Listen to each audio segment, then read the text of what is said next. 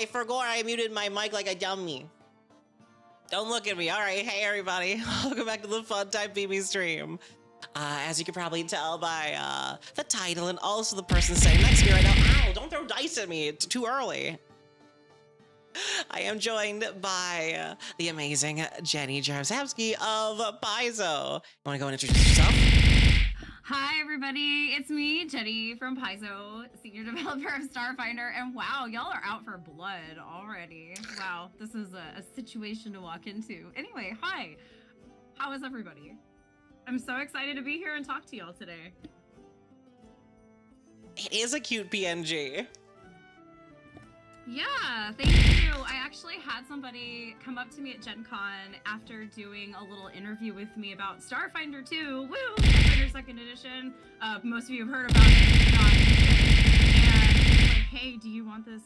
Here's this little PNG I made for you. Do you want it? And I was like, hell yeah, it's like super cute. So I've been using it just as a little Discord avatar.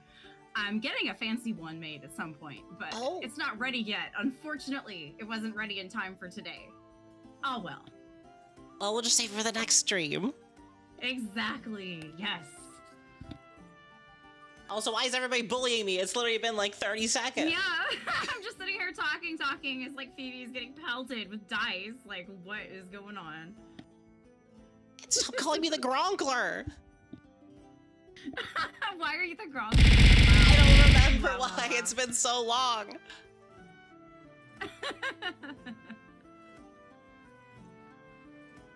That's true. I have seen some of your streams, and I have seen you getting pelted with dice a time or two before. Hey, Dustin. Oh, hey, Dustin. Yep, there's my super awesome coworker. Yeah, it's always fucking chaos here. You're all so mean. But yeah, today we are just going to be hanging out, talking about tabletop stuff, Starfinder stuff, just stuff in general. Just having a good, fun time. I did ask my community if they had any questions about Starfinder stuff, and I did say that, like, yeah, you might not be able to answer every question, but, like, there's a couple that I picked out that I was like, ooh. Hell, I can do my best. Like, I'll answer anything that is not covered by NDA, because we don't want to lose my awesome job, you know. I don't want that, but I'll do my best. What is a Starfinder? Well, if you've ever heard me rant about my love for Pathfinder, imagine if it was like in space and science fantasy instead of just fantasy. It's, I love it the most. Fully automated luxury gay space communism with like cat people and, you know, all good stuff like that. Space goblins. I love the space goblins. I love space goblins so much. Are you playing a Cosmic Birthday as part of your playtesting? On my Thursday games, I am. The Saturday ones is a homebrew, like, world type game where you're just testing out random stuff. Oh, that's awesome. Well, there is a certain character or characters that I cannot wait for you to run into in that game. That's all I'll say, because I don't want to spoil anything. That's fair. I'm super waiting for Wheel of Monsters because I really want to run it on stream, because I remember like it being talked about, like it has stuff for like streamers and stuff like that, and I really just want to spin a big fuck off wheel and make my friends die. Always a valid strat.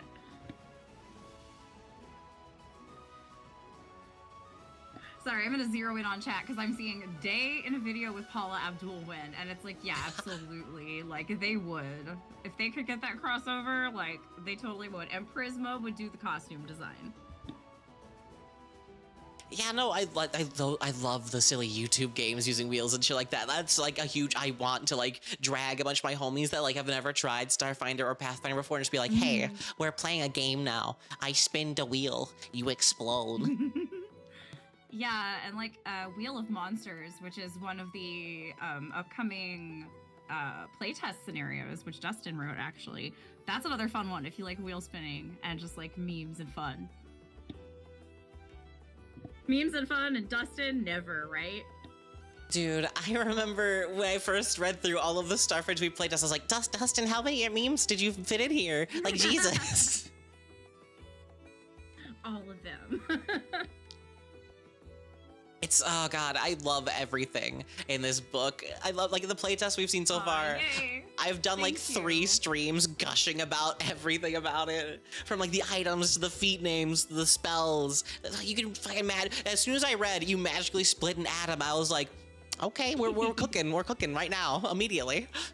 Yeah, like, you know, Starfinder 1 was super amazing, so it's like, how do we follow that, you know, because obviously we're updating it to fit with Pathfinder 2, but we really did want to go over the top. Like, Starfinder 1 was over the top. We wanted to keep that going, but we really wanted to dig into that science fantasy, which is why we have shit like, you magically split an atom, like, you know, just with magic, and like, I don't know, stuff that I would write, like, we write like quantum, you know, arcane theory. It's like a little bit of science gobbledygook as a treat is okay in this kind of a game. So yeah, I'm glad you like it, and I did listen to some of your streams, and it was really cool and like exciting to hear you talk about it and hear how so many people are excited about this game and gonna give us feedback so we can make it better. So yay, thank you. Like, seriously. Yeah, I do. Speaking of science fantasy, I did have a question I wanted to talk to you about, just ask about, because like science fantasy is a fairly niche type of like genre. What part of it really draws you to it and makes you want to like write fun stuff for it? So yeah, like science fantasy is definitely niche, because you see a lot of the sci-fi series that get like big or things like, you know, The Expanse, which is super awesome, but that's hard sci-fi. Dune is not, so like Dune and Star Wars are science fantasy. There's definitely some like magic or mysticism, but I feel like in the past, it would always get kind of downplayed a little bit. Like, yeah, they talk about the Force, but really everyone's here for the blaster fights and like the dog fights between TIE fighters and, you know, like X-Wings from the Rebel squads. And it's like, I don't know, I feel like that stuff gets lost, but I do feel like there's a little more of a resurgence now of, oh my god, y'all, just hang on. If you've heard me do an interview, you're gonna hear me like say this so many times, you might do like a game about this, but like mixing the chocolate and the peanut butter is like so much more common now, because I feel like we've explored a lot with sci-fi.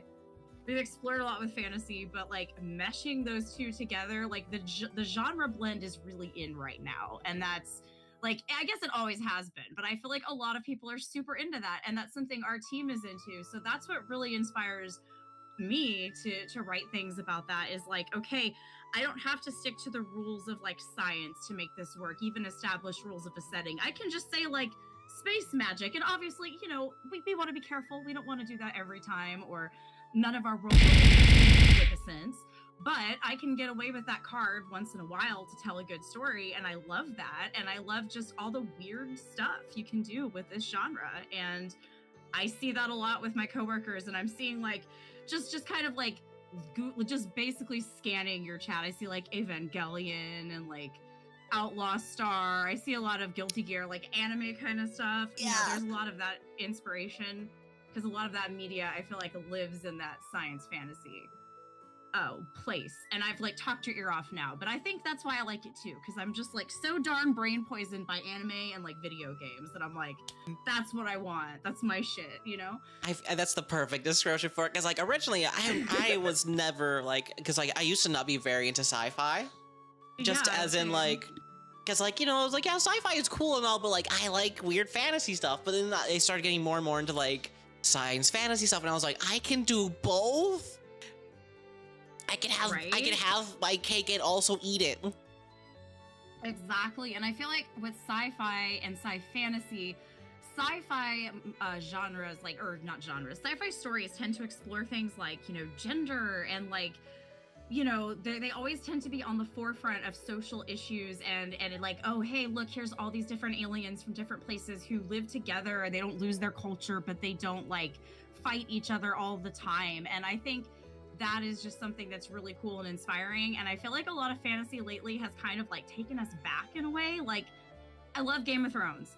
Love it. Like, no shade on George R.R. Martin, but it's kind of like, oh, hey, look, here's a world of sexism and like not really so much racism, as other races just don't really exist on screen too much, you know? And it's like, I feel like sci-fi and sci-fantasy don't have that problem. They go the opposite route. And I like that too. So that's kind of why that's one of the things that I dig about it. Like, there's a lot of weird and cool, like, because, like, not just, like, for trans shit, but, like, also just in general, I love body modification and also just transhumanism stuff from, like, And cyberpunk and shit. Oh yeah, and like trans shit and transhumanism too, like absolutely. Like you don't get as much of that in fantasy. But, like, I can go over there and cut my arm off and replace it with a cool robot arm that also has a gun in it, and I'm like, that's the coolest thing in the entire world. I can also make magic with it too now, and I'm like, oh. Exactly. It's like, wow, what possibilities are there? It's just like you can do, just your imagination is the only limitation, right? You can do anything with that. To quote Rule Lord from my chat, it's worse than magic, it's bullshit science. Exactly. And then you have both, and you have space magic, so it's even more chaotic. Yeah, you can be an entire full robot that does magic, because fuck you, it's cool. And that's one of my big favorite things is, like, there's so much in science fantasy that you can just be like, why is this thing a thing? And you're like, well, here's the lore reason, but also because it's really cool. And, like, Exactly. You're not going to say no that it's not cool, because you see how cool it is. Exactly.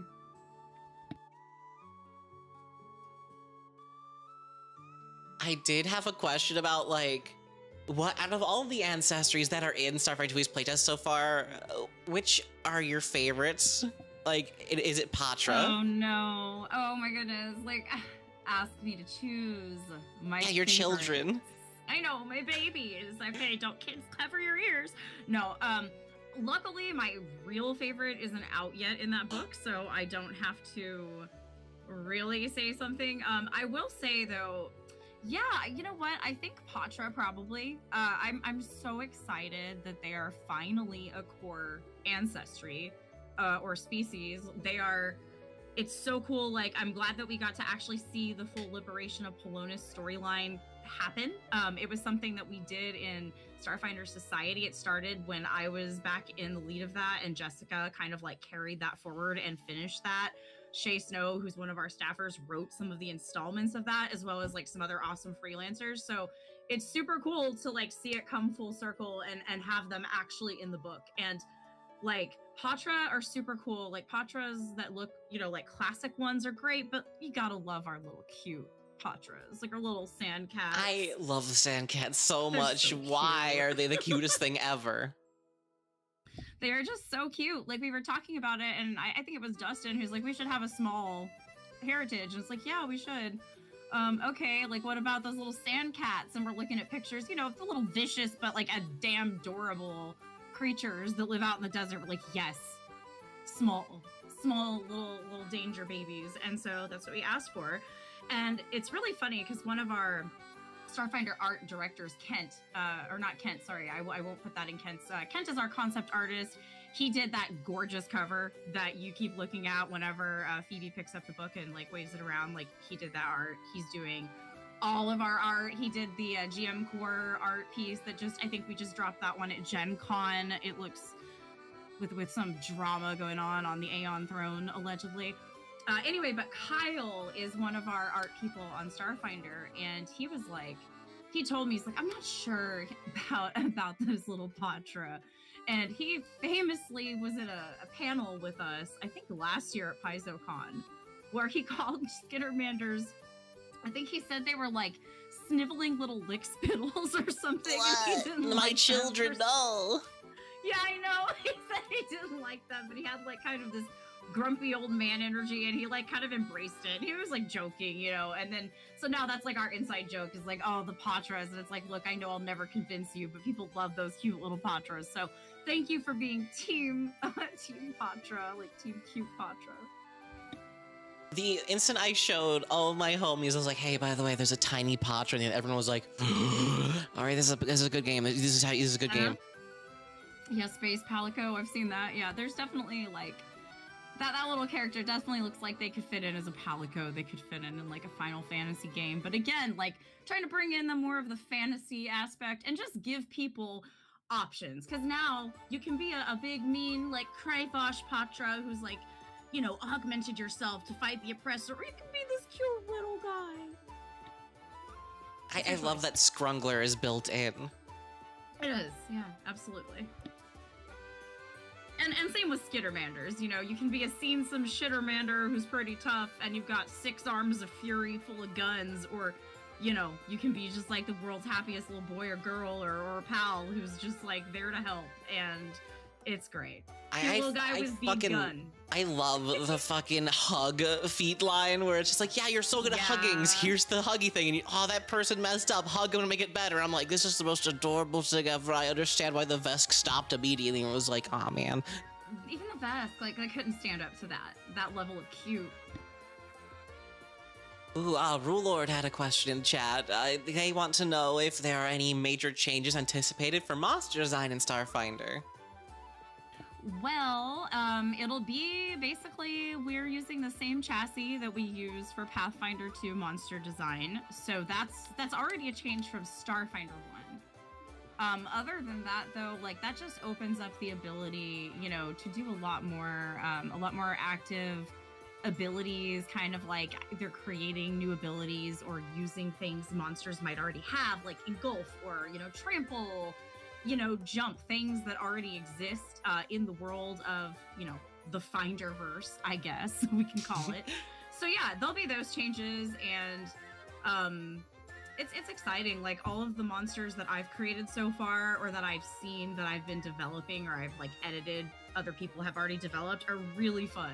So, or I think they look like they'll be fun, and they've been fun in the playtest. I was gonna ask, like, is there, like, are we gonna be expecting more, like, flying creatures, more, like, stuff that you normally only see have melee stuff, have, like, range stuff, like the laser puppies, or something that I was like, yo, they gave the wolf a gun!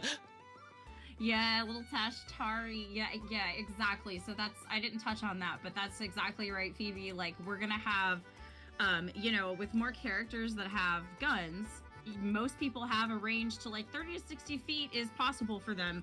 So the enemies are probably going to have similar capabilities. Like we want some fights, we want enemies to be able to use cover or do other tactical things, just like the PCs are going to do, like the player characters at the table. So yeah, you're going to see more flying enemies. Like I think there's probably like 3 or 4 flying enemies in the latest thing I was working on, if I just off the top of my head. We'll see, not all, but most will probably have some kind of ranged option. Even if it's not like an attack, it might be like some sort of special ability or like some spells that can give it a little bit of range. So yeah, I think you'll definitely see more of that, because, you know, we keep saying the range meta, and yes, we know like melee is still powerful, melee is still fun, but you know, you're risking yourself by getting in the face of some powerful monsters, and some of those monsters will be melee too, but some are definitely going to have those options to pew pew. I currently play like a full melee Solarian on my Saturday games, and I have been having the most fun just crushing people with black hole fists, because I made them a nice. Brutaris player. So sick. Okay. Their Solarian weapon is just a bigger hand. It's just to grab people, because I made it have the grapple and trip trace just so it could be like bonk and just slam into people, because Brutaris, fuck you. Yeah, oh, that's so cool. I love that. That's like, Dustin's character in our little office playtest was a Brutaris player, so that's such a fun little background for a character. And I love the fact that in the background section there is athlete, and then there's Brutaris. Yeah. It's like, some sports are built different, and that's one of them.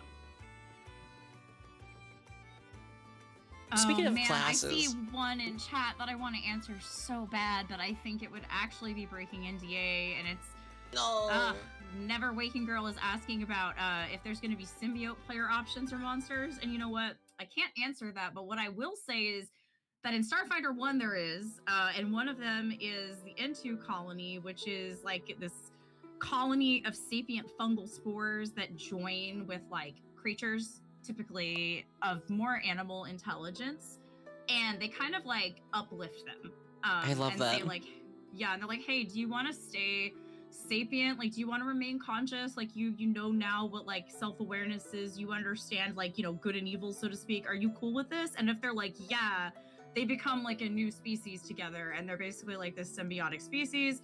I wrote those a few years back. Oh god, it was like, I think it was like one of the Alien archives. They appeared in like an SFS scenario. So those will probably come up. There is, yes, as Chad is pointing out, there is a Barathu feat. You can merge with an ally because that is kind of part of their species abilities. Just slurp them for a bit. Yeah, so I'm just saying, we haven't announced any, but like it existed in the past, and we're probably gonna bring up some new stuff.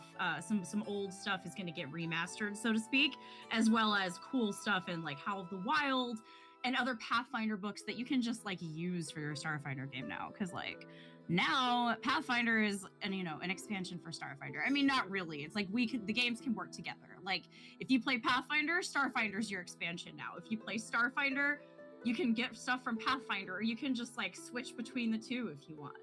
It's cool. Well, do you think in the future there's gonna be books that are like have stuff for both Starfinder and Pathfinder, like a crossover book where it's like, here's cool star stuff for Pathfinder, here's cool Path for Star things? That'd be pretty wild, wouldn't it? I don't know. Maybe one day we could. That'd be pretty wild. Dude, I would fuck with that so hard. Yeah, no. It's called Lost Omens Numeria. Yeah, no comments currently, but that does sound super awesome. And I will say that I know people on Infinite are gonna love this. Like they're also gonna be releasing stuff. So if you're waiting for Paizo to do like whatever potential, hypothetical cool thing we might do, you can also check that out because there's some cool creators on there. But I'm sure all of you know that. Especially because Dustin in chat used to be a fun time Infinite creator, and now look at him. Yeah. He's a main Paizo boy. I know that keeps happening. Like Infinite people keep getting Paizo freelance work later. It's almost like they get, a lot of great practice doing game design that way and get the confidence to apply. So yeah, exactly. You hear that, folks? If you want to make stuff, just make it. Fuck it. You might get hired later in some other place you really love. Yeah, it's true, to be honest. This is like a really small industry, so if you seriously are interested in that, that's what my advice would be. Not that we're talking about it, but why not? Mm-hmm. Yeah, oh my god, you heard it here. Lost Omens Numeria, not really. Oh my god, I'll get fired for spreading fake Numerian news. There's no... Like half of my entire Discord chat is obsessed with Numeria, but like I have no knowledge of it because I started Pathfinder in 2nd edition instead of 1st edition, so I have no knowledge. All I hear is all the time being like, "Do you want the crabs? You want the monster like mechanical crabs?" So I'm like, "What crabs?" But yeah, Conan versus robots, as Justin said in chat, is basically it. I love Numeria back in the day when I first started playing Paizo games, like. I don't know, like 15 years ago. I loved Numeria. Like, that was my shit. In fact, it was a creature that, I think it was like a mana waste creature that I wrote. But like one of my first ever times I applied at Paizo, I created, as part of my portfolio, this little monster that was like, this little girl with her doll. Like, she's like got a lost toy, and she had like some kind of anti-magic properties, so she was like in the mana waste, and so that was my shit, was like Numeria mana waste. So I'm with your community on that. It's super cool, and I would love to see more of it. So hey, you never know, and it's possible in your home games now because Pathfinder and Starfinder are compatible. Woo! Yay! I have the only thing I know about the Numeria in Pathfinder 1st edition is the shippy sippy that you can go and like get fucked up on. Of course. And like I want that to come back into it at some point, and Joe just be like, "Can I drink the weird spaceship juice and grow 14 arms and explode, please?" Yeah, exactly. That's what I always do. Drink the space juice. It's never a bad choice.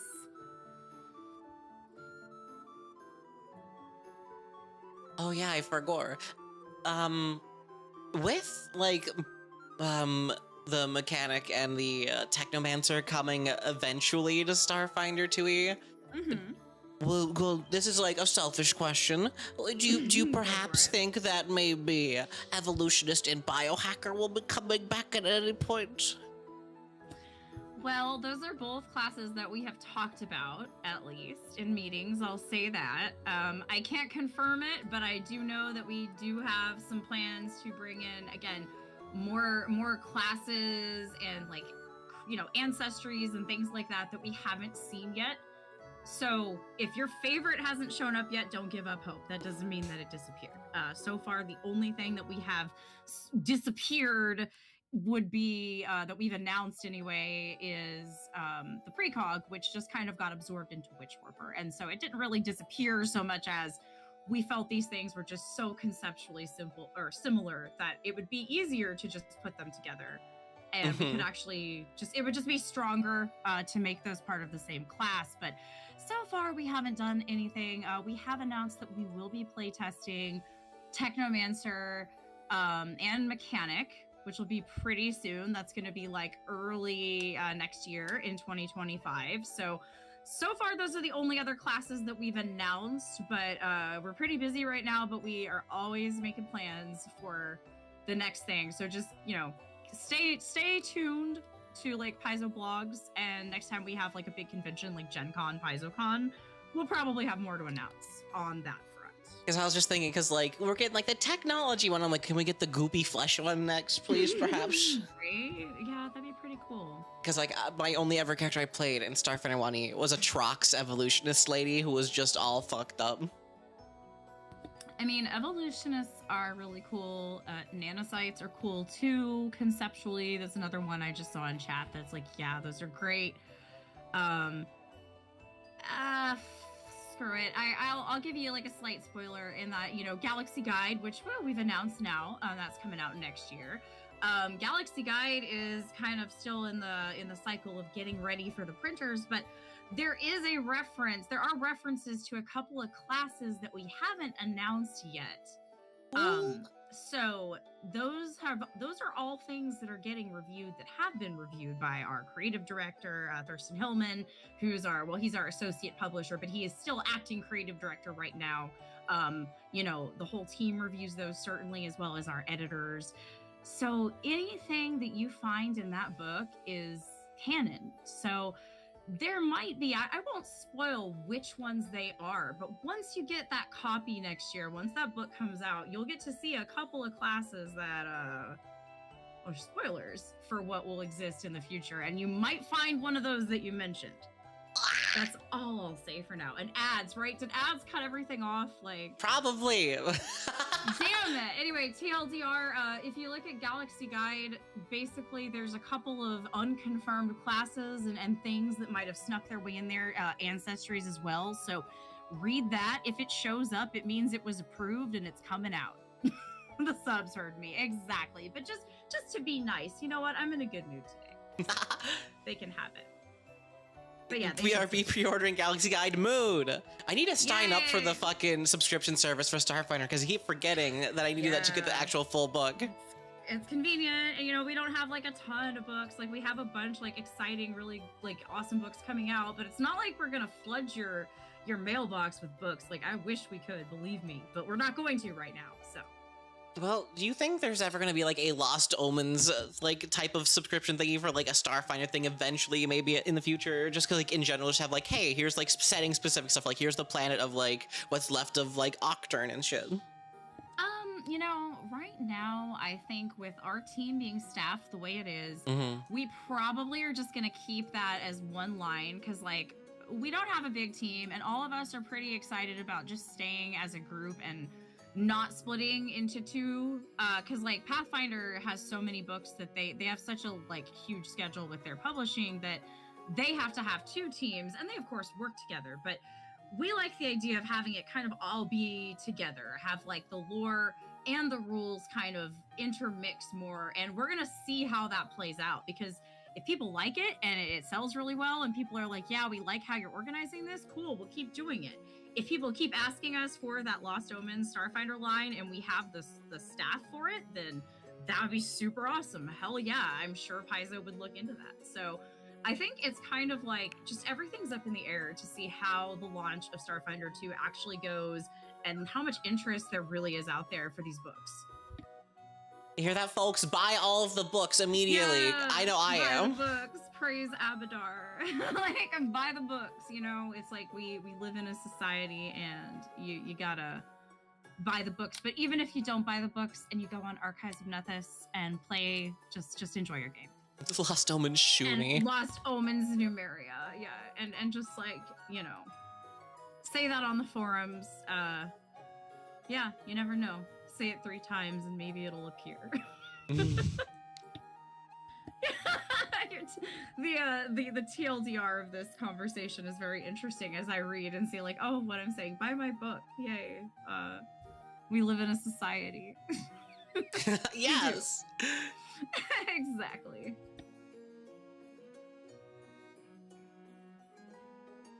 Oh yeah, I forgot there's another question. I'm trying to find it. It involves lore stuff about the Hellknights in space.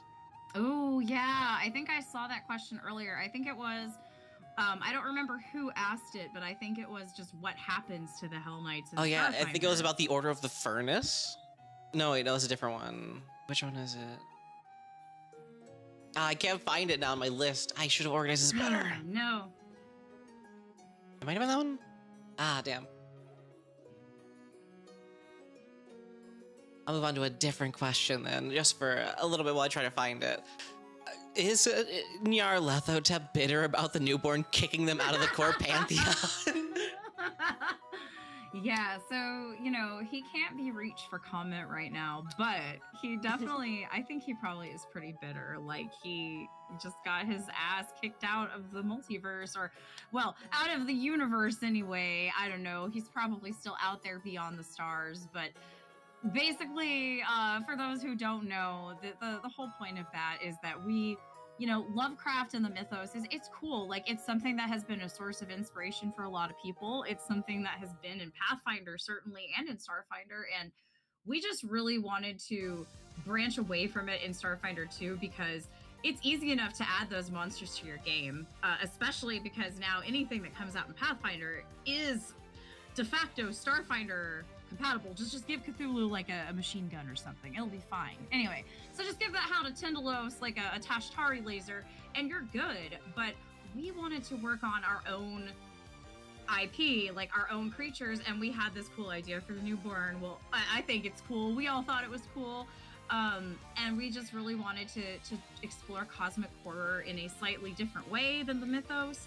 So we didn't feel comfortable using the mythos to, you know, to embody that. So that's why we made that choice. And it just all kind of worked. Like, we were just in this feverish planning meeting as we like, oh, but what if this happened? And like, how would Zon Shalin happen? Because we had this like, super spoilers now, kids. We had this thing, this leftover from a previous person on the Starfinder team, actually one James L. Sutter, a very important, like, former creative director of the Starfinder team, had this cool idea for Zon Shalin, but he didn't have any more details. He just was like, one of his like Sutterisms, which is like this really cool sounding thing that he came up with but didn't like have fully fleshed yet, was like Zon Shalin, and people wanted to use it, but it just never really worked out. And so when we were doing our world building for what can we shake up in Starfinder 2 without changing every damn thing that people love, we were like, well, what if, Thirsty was like, well, what if we brought back this idea that I really love from the very beginning, which was Zon Shalin? And we're like, okay, we're listening. And he kind of explained the concept, and we started talking and realized we could like have this whole like storyline. You know, Pathfinder is having the War of Immortals. We can have a god passion play happen. So that's how we came up with like, you know, Nyarlathotep getting, you know, trying to get fresh and like just devour the newborn, and having Shalin jump in there and have the fusion dance. So yeah, I won't spoil everything for those who haven't read it, but A Cosmic Birthday has a little bit about it. Galaxy Guide is going to have a lot more information about all the gods. Also Hellknights, because I think we're going to get back to that question at some point. Yeah, anyway, I started, I'm going to take a break to take a sip of water. I got excited there, but yeah, there's just like, we had so much fun. Like, the things that we did get to change or add to, like, we had so much fun planning these things. It is so funny because like some upstart shit kid just kicks you out of your Eldritch like spot, and you're like, what the fuck? It's like that goddamn kids these days. Like, basically, there's a lot of like generational conflict happening in Starfinder, I feel like. And Zon Shalin's pronouns are they, them, because they are a composite deity. So technically, Shaylin and Zon Kuthon still exist, and they're still worshipped in Starfinder. They're just also now worshipped by this like new kind of weird faith that meshes them together. And now Agorum is dead, like that, you know, dead in Pathfinder, dead in Starfinder, like he did. So the store page for Galaxy Guide may not be up yet, so you might just want to write that one down. I do love like the thought of like the newborn. It's not just like an outwardly hostile evil shitty entity. It's just like it's a baby, it's a child. It's like it's slightly hopeful compared to just be like this is despair. That's what that's what I really like about it, and that's what we wanted to do, like the team is just like cosmic horror doesn't have to always be horrifying and alienating. There is a comfort in the other and embracing like kind of that there is a positive nihilism, or even just the idea of nirvana is kind of a self erasing concept, and some people find comfort in that, and there's real religions that is what they that is like a core of that religion. So we wanted to explore just a more nuanced kind of god, because like sure, you can go the Nyarlathotep and Cthulhu route and just worship the evil tentacle god that wants to rip everything apart, and that's fun, like for a villain or just a weird character with when you're with a group of friends, that's cool with it. But otherwise, it's like, yeah, let's have something that could be interpreted multiple ways, because that's what we have in real life. We have religions that can be used for good and for evil. So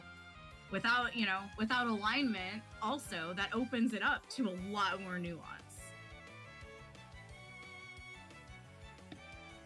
Also, I just want to say I love Zon Shaylin as just an idea, as a concept, because like I was an emo poet kid in high school, and I'm like, oh, I can do that again, but like as an adult, and it's not considered cringe. It's considered base because it's in lore. Exactly. Oh yeah, Chick Chick. I think Dustin wrote the backstory for Chick Chick, and I got to work with him a little bit. Like I just edited it. Like he did the work on that. He made that great. But I really felt like he was pulling on that experience, like being that kind of shy kid who was like introverted. And Dustin, don't let me speak for you. You can be like, shut up, Jenny. That's like not true. But like what I got from that was like, and it's like a lot of us here have been that outsider kind of, or just, I was like that goth kid in high school with my awful like black Cleopatra bangs haircut that was like, it wasn't awful, but like honestly it wasn't the best I've ever had. But anyway, we've all been there, and I feel like he really drew on that, and it was really cool to see that and let people, whether it's people who are older, who are like adults now and reliving that, or like it's teenagers and kids who are going through that for the first time, or they take it in a totally different direction. That's what I think is so cool about it too, because this is a role-playing game, and like thousands of people are going to go play that character, and they're going to role play Chick Chick in a different way. Chick Chick is it's still one of my most favorite things about the transition from 1E to 2E is like, yeah, the little baby in a little tube saw the horrors of the world as a little baby. Now he's like an edgy sad boy who plays video games in his room in the dark. Yes. And Dad's like, okay, although Dad is like super accepting of him. I think that's the best part too, is that like as much as Chick Chick is kind of that youthful rebel and he's finding himself, like he's doing the same thing his dad did. Like if you look back, like what Dustin did was so brilliant, because the original backstory for our OG mystic, Keskadai, who's, Chick Chick's dad, it said like as a kid he rebelled and he like went off on a pilgrimage and found his god. He found Pharasma, and he had all that experience. So like when his own son went through that, I'm sure he just kind of like wanted to, oh son, I've been there. But of course that would just, Chick Chick would be like, leave me alone, Dad, I'm embarrassed. Like, so, I love that, getting to like play with that with that like family interaction is cool. So again, great job, Dustin. That's like such a fun blog. If you haven't read it, you should check it out. All of you guys are such fucking good writers for no reason, and it's like, damn, bro, I gotta read more of this shit. This is awesome. Oh, I think I found the question. Oh yeah, go for it. Yeah, are there any plans to finally reveal what the Hell Knight Order of the Furnace is all about? Because it's been one of Starfinder's biggest mysteries, at least in first edition. Yeah. So I think, yes, there will be more information. Hellknights are going to have a whole article in Galaxy Guides, so definitely check that out. Order of the Furnace is mentioned. There's also this Order of the Crucible, another kind of newer, more mysterious faction within the Hellknights that you're going to learn more about. So check that out. If you love Hellknights, yeah, Galaxy Guide will have some lore about them, as well as actually a new archetype that you can use as a Hell Knight. Yo, Space Hell Knight archetype? Hell yeah, and some cool Space Hell Knight art. So like that's one of the best things about a book like Galaxy Guide is I get to order art that's like, okay, I know people are going to use these for their characters or for like villains and like NPCs in their campaigns. So so it's like we try our best, all of us, to like make them diverse and like, you know, okay, let's make sure we show off all of our different ancestries as much as we can, and like have, you know, don't have all the Skittermanders be casters, or don't have all the Lashunta be soldiers or something like that, right? Like not every Vesk is martial, but there's also just some really cool art, I think, of some Hell Knights. So if you just want inspo for your character, also it's gonna be good. Also, bye Dustin. Thanks for joining. Enjoy your dinner. Bye. And Have fun. I'll see you on Monday.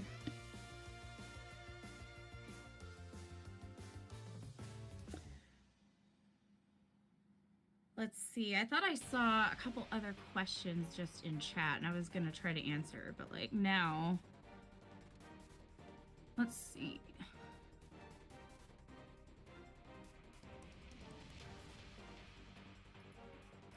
Big titty Goblin heritage.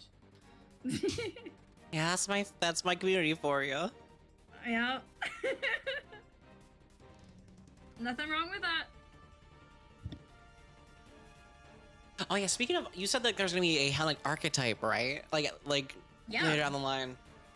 Are there like plans to have any archetypes in the base book itself, other than like the class archetypes, or is that gonna be something you're gonna be expanding on way later on down the line with like Galaxy Guide and other books later? Yeah, that's going to be more of a later thing. We're mostly just focusing on getting kind of the foundation out, and then you'll see Galaxy Guide will be the start of it. But certainly future books that we haven't announced yet will have more. Oh, there's a question about the spell Radiation Ray. That specifically, I can't tell you. I'm sorry, I can't recall if it's going to be there or not, but I know that we are going to add in more spells. So there is a chance.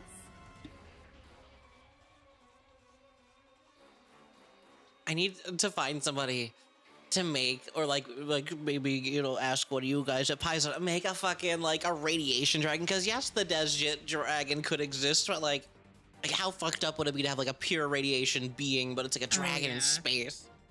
That would be pretty cool.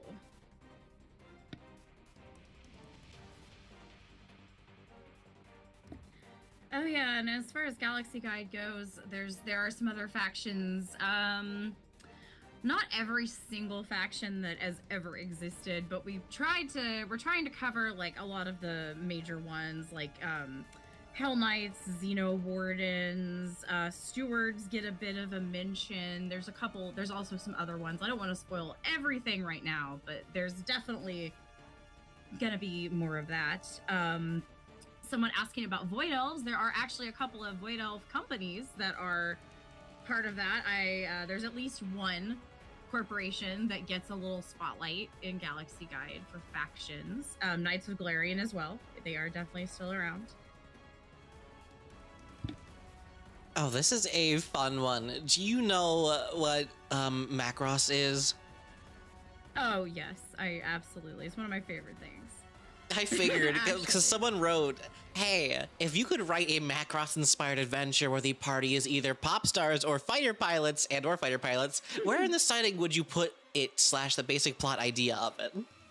Okay, so, I mean, in a way, I kind of did, and it was Mechageddon, but there's a lot of other inspirations in Mechageddon, and so Mechageddon, for those who don't know, takes place on Daimalko, which is a planet of kaiju and mechs. And so it's like this planet where there was some kind of weird natural disaster that happened, and kaiju like rose from the oceans and from the ground, and they destroyed like everything. People went underground for a couple hundred years, came back up, and they've been rebuilding out of the ashes of this like lost civilization. However, there are still kaiju everywhere. So Mechageddon kind of tells the story of that, of like why it does kind of answer, if you play the whole thing, it answers like the question of like what caused the kaiju, what are they, why are they there, why did they destroy everything, and like what will become of the world. There's of course other things going on there too, so that would be a good place to set it. Honestly, if you like dragons as well as Macross, I would say like Triaxis could be a really good place to set that kind of story, because there is a place, a city formerly called Zoe is a place where there's like, it's known for its fighter pilots, but also Polonus. So, the Patra homeworld is a really good one. There was a rebellion. There's kind of this ongoing war and tension with the Veskarium, which could strike at any minute. Patra are kind of known for their connections to music as well as battle, so there's a pretty strong like Polonus Patra contingent in Mechageddon for that reason as well. So that's another one I would recommend. But yeah, that kind of thing is definitely up my alley. And there's a lot of places you could set that kind of story in the Starfinder universe, I think. You should play it. It would be super fun. I love shit like that. I love like weird and are out there, like Macross is so fucking awesome and cool. Yes. Especially because what was it called in Starfinder First Edition? Like the archetype where you're like, was it Star Singer? Yeah. One of my favorite things of all time. Just in general in tabletop, because the concept is awesome and I love it the most. Oh, I wrote that one.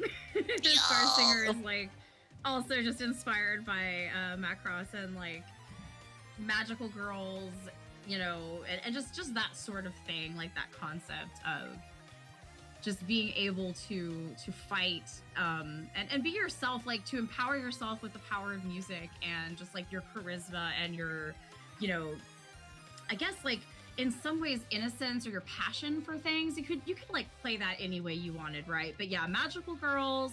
And if you get magical girls in space together, that's like my shit, which is honestly why Starfinder is kind of, so much of it is kind of veering that way, because everyone else on the team seems to like it too. Although then we have Thurston, who he likes it, but he's kind of like one of our rocks of like, okay, we can't go like totally sugar pop, like strawberry machine cake, like we can't go all the way over there. We have to also have, I don't know, like Aslanti and Veskarium War has to start up. There has to be something else. And it's like, okay, fine. And like we all balance each other's ideas, but we can have the dark stuff and then the Star Singer. Thurston is wrong. I mean, he's, sometimes he's right. Like he's like got some really good ideas. He's been creative director for a reason. But yeah, I would love to do Starlight Sentinel. I'd love to bring it back. But while you wait for that, you've got Starlight Guardian. I think that's what they're called. And Tian Shaw, which is like super awesome. And it's funny. James Case and I parallel developed those. We didn't even really realize we were doing it because we were working. Yes, like we were working on those books. I was working on the AP Drift Crashers. Yeah, I was working on Drift Crashers, which is what that appeared in originally. And he was working on Tian Shaw, and he was like, we finally like went looking in the files, and he sent me a screenshot of his like art for the Starlight Sentinel. He's like, look what we just did. Like, it's like we just did, like, they're not the same, but we just had the same idea. I'm glad that there are two different flavors of Magical Girl. Yeah, there's two. Maybe there'll be more one day. Who knows? I'd love it anyway. You gotta have the whole team of Magical Girls.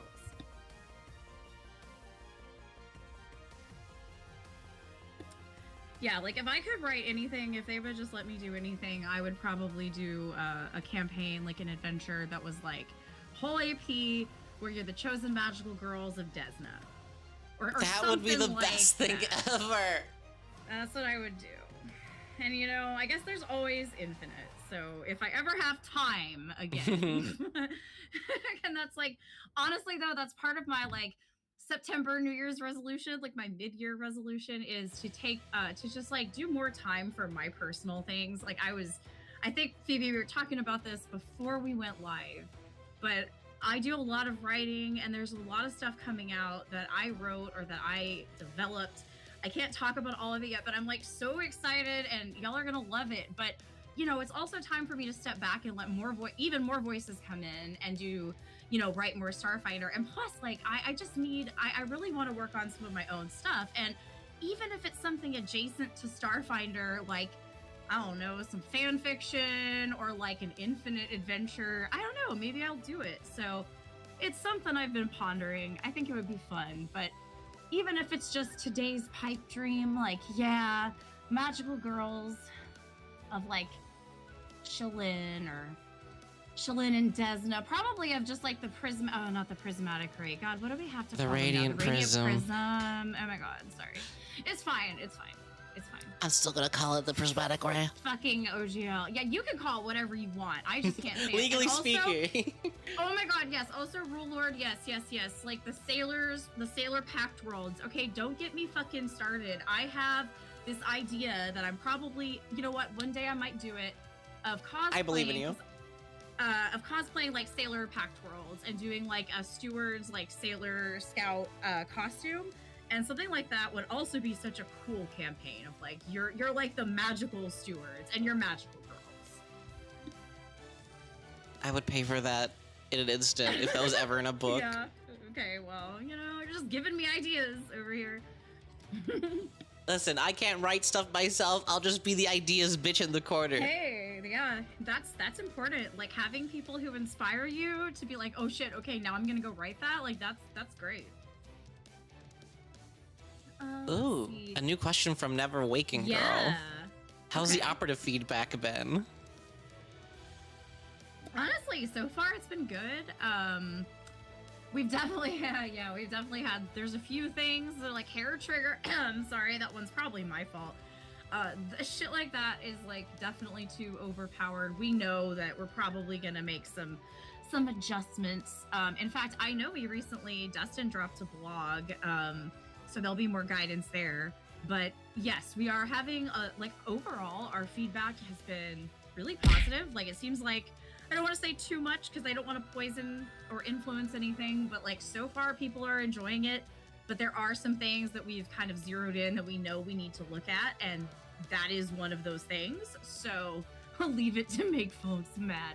And yeah, and like right now though, we are starting to really have those meetings where we talk about this as a group at work, and we're like, okay, so we get it. This is, for instance, like this is overpowered, but it's also really fun.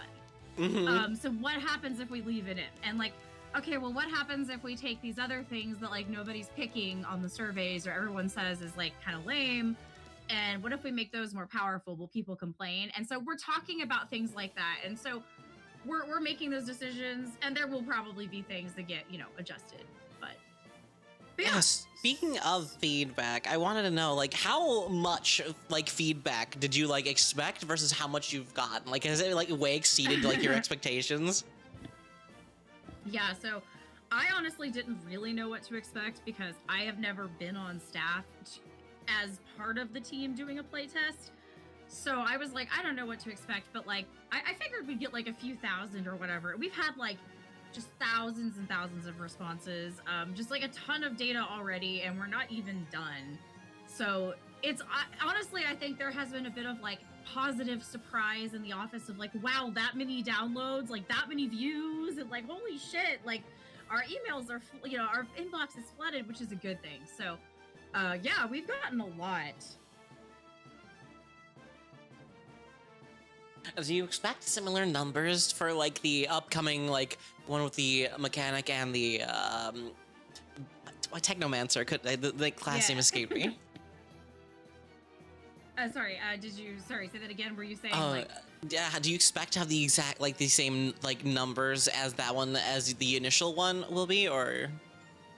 I think honestly, if anything, we're gonna have more feedback just because the class surveys, we're probably, I don't know what the exact surveys will look like yet, but they'll probably be smaller, like more targeted, but smaller surveys. It's only about 2 classes versus, you know, 6 class, like this whole game, like all these classes, all these skills, all these spells, various, you know, general questions about the play experience. So I think if anything, we're probably going to have more people because those are just like straight up, those are easy. And there's probably going to be a lot of people who are like, I don't care about Starfinder, but I'm just going to use that class in my Pathfinder game if I want it. So they'll probably play it. Oh, like that'd be so funny. Just see like a mechanic show up and you're like, wait a minute. Although, yeah, like on second thought, I can't imagine like if Numeria when? Starfinder. Numeria when? That's Numeria. Yeah, that's Numeria. That's just like, well, I don't want to play Starfinder, but this mechanic sure did walk off this Numeria ship.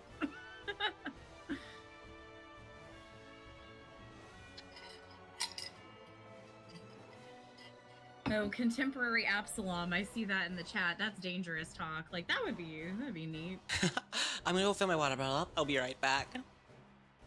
Okay, I think I'm actually about to do the same thing, but yeah, I'm gonna see some of the chat. Idol group Prismatic Ray. Oh my god, yeah, that would be so cool. Desna would definitely be like the goth moth. When we make any other elementals for the kineticist, like using energies from the vital or void planes, which is like creations forged for vitality, and the netherworld for the shadow plane or void, or the abyss, I think. Oh my god, do we still call it that? Anyway, as you can see, you know, I'm more of a Starfinder expert, and honestly, the cosmology hasn't changed much, but a few terms have changed, and it's hard even on us who work at the company to remember all these things. So don't ever worry if you can't remember that in your home game. It's okay. Yeah, we're not gonna come get you. Radiation kineticist. See, that's crazy talk. I love it though. I love that idea. I don't know if we'd make more elements. I think we probably would stick with the elements we've already established, but I could see us potentially going into them and updating a bit, like in some of these setting books like Galaxy Guide and others in the future. I could see us exploring like how, for instance, the plate of metal is stronger now in Starfinder, one would think anyway, right? Because like part of the whole drama and intrigue of Rage of Elements is that now the planes of metal and wood are more abundant and powerful again. But certainly as the modern era were to continue and in the future, that would be more true. Pharmaceuticals. I don't know that I'm qualified to answer like what, you know, Eastern element pharmaceuticals count as. That's a good question.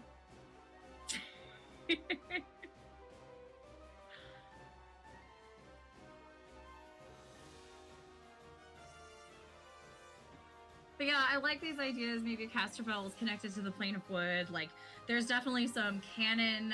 Galaxy Guide, you're going to get all that info, but there's some canon connections to weird places like portals to the first world that open up in the oceans of a Breathidan moon, you know, like, oh, weird stuff like that. But you can also just drag and drop that stuff into your campaign.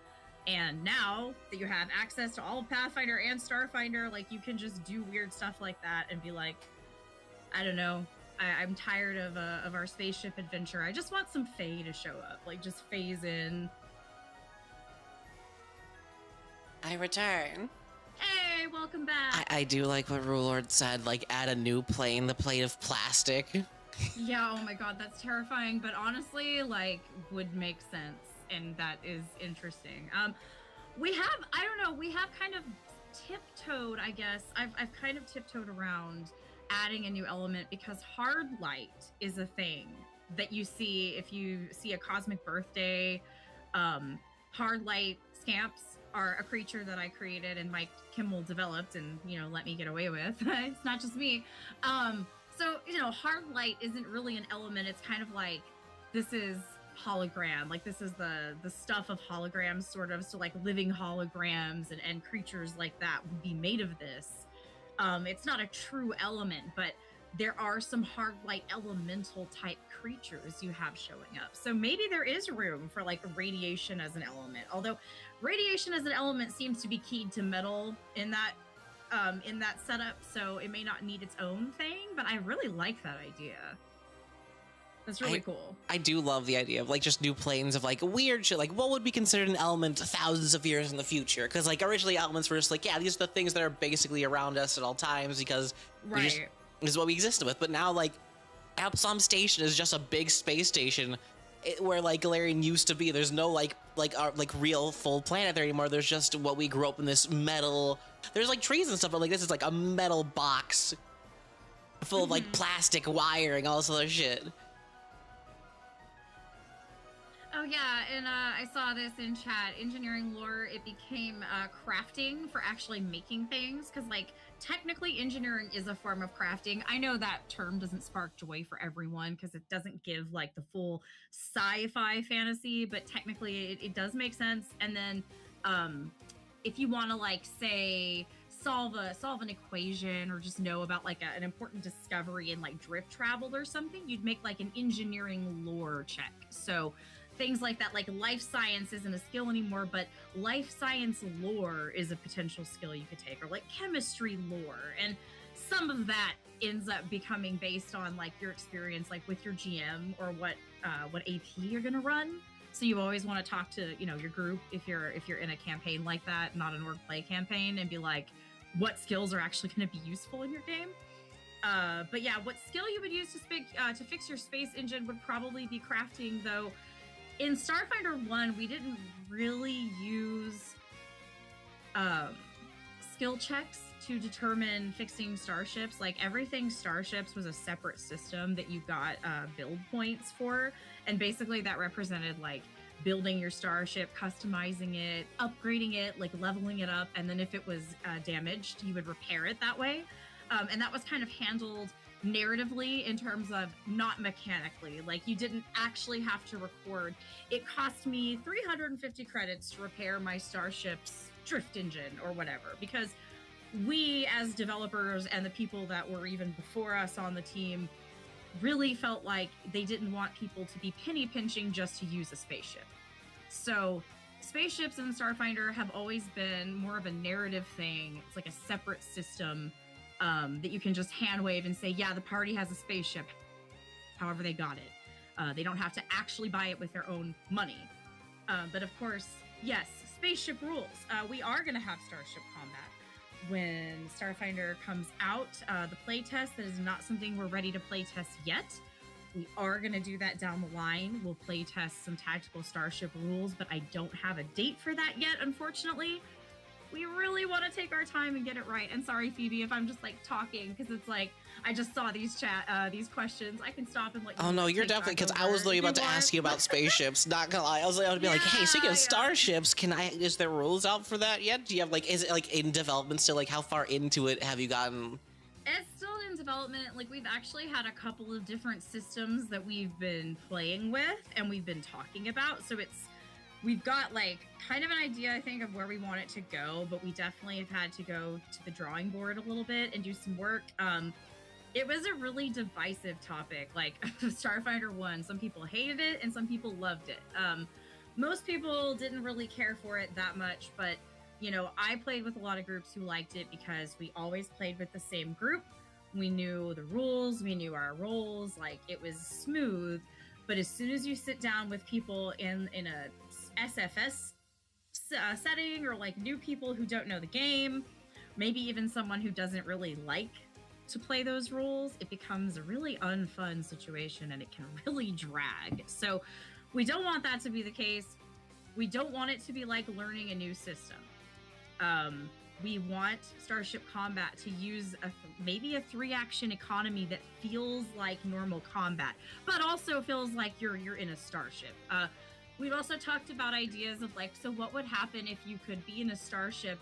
You know, someone could be piloting a ship while someone else is operating the gunner's turret, but then maybe enemies could board or like phase in through the hull and start attacking you, and the engineer has to get up from repairs and like shoot their laser pistol at somebody. And I would be the most hype. That would be so cool. So like we've been talking about stuff like that, and I can't tell you like what that means mechanically because like I can't, NDA, but we are still working on it. It's probably going to be a little bit until we're ready to show you something. But we do have ways that you can already use starships, like just using skill checks and a little bit of narrative, like just a little bit of storytelling, like, okay, you're landing the ship, like roll a piloting check. Piloting and computers already exist. Crafting, so you could fix your ship. You could soup your ship up, like add something to it. It would all be narrative, but like a GM should be able to, to hang with that a little bit or should try. And you can pilot already, so we're going to just have more and more options, so please be patient. We are trying really hard to make it, to just not make the same mistakes in the past and make it a fun system. I myself cannot wait for that just because, like, I like the concept of starship fighting. We did one session with the original 1-year-olds of Starship Combat. We're like, all right. Because it's really engaging for me because I was the pilot, and for my one friend who was the gunner, and then my one friend was in the back as our mechanic, just was spamming like, I'm fixing this ship, I'm fixing this ship, I'm fixing this ship, I'm fixing this ship. Yeah, and like it can be fun, but sometimes it gets into this situation where you're like, wow, I'm just doing the same repetitive thing over and over again while the pilot makes all the choices, or, somebody's mentally checked out because everyone is trying to figure out like how their battle station works. And yeah, so we're just looking at different options, but we know it's really important. I mean, the damn game is called Starfinder. We have to find some stars, and you're gonna need a starship to do that. So the last thing we want is to have a game about ship combat that comes out and has rules that don't work or just doesn't have rules. So we are getting it to you. Trust me, we're working on it. You've got stuff you can play with now, but if you want full tactical starship combat, you're going to have to hang in there just a little bit longer. I have faith. Don't worry. Yeah, thank you. I appreciate that. Yeah, and there were all kinds of busted ass builds, like the turtle builds that some people would make, and like if there were just fights that would just last so long. And if you're there, if you want to do that, like all that tracking, like you're just gonna go play BattleTech. Like that game is fun, that game is built for that, but that's not why people are playing Starfinder. So I just sorted through my questions again, and I found one that I feel like is the best question ever. Okay, what is it? If you were to make Prisma a friendship bracelet, what color would you want to make it? I would want to make it like every color. I feel like I'm so it's funny you say that because I am actually making friendship bracelets. I used to make bracelets with friends a long time ago, and it's funny because this last year at Gen Con, I noticed a lot of people were passing out these bracelets and trading bracelets again. I haven't seen that in a few years, but I was like, hell yeah, that's awesome. I'm going to get in on this again. And there were a few people, like there was a really wonderful Hatsune Miku cosplayer who traded, who gave a little friendship bracelet to Prisma, and I wish I'd had something to give them. But I'm making friendship bracelets to put on Prisma and tell people you can take this, and if anyone gives her a bracelet, they get one. But otherwise, I would just pass them out. So yeah, I love that the most.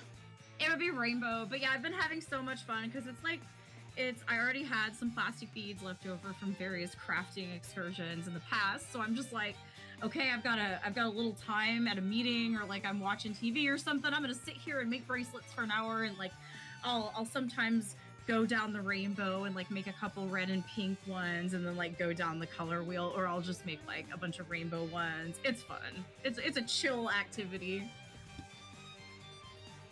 It's such in character though for Prisma to just be like, yeah, here's a friendship bracelet. Yeah, You're like, exactly. that's so cute. I want that to be her thing, and like the only thing is it's a lot of labor, but it's a labor of love. I'm just doing it for fun. Like I'm not getting paid for it, like whatever. It's just for funsies. But I don't know how many I'm gonna make before I just like lose the hyperfixation and I'm done. But like however many I make, if you come to Gen Con or somewhere else where Prisma is, you have a chance of getting one. So if you find yourself there, come find Prisma and get a friendship bracelet.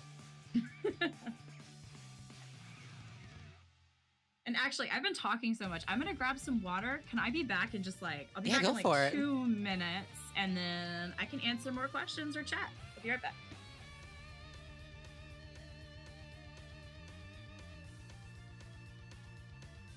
You guys don't understand how fucking exciting this is for me. Well, she can't hear me talk about how this is awesome and cool. But like, I never thought I'd be able to do this ever in my life, but now I'm literally talking to a fucking awesome, amazing game developer. Ow, don't hit me with fireballs. It's like a wah. Never thought I'd get to this point in my life, but here I am. Goblin. There's a way to play as a psionic tank. I will have to ask when Jenny gets back. Is it amazing procedures ever for me? I'm not a what is a gronkler? Did you already ask about 0G to momentum? I did not again.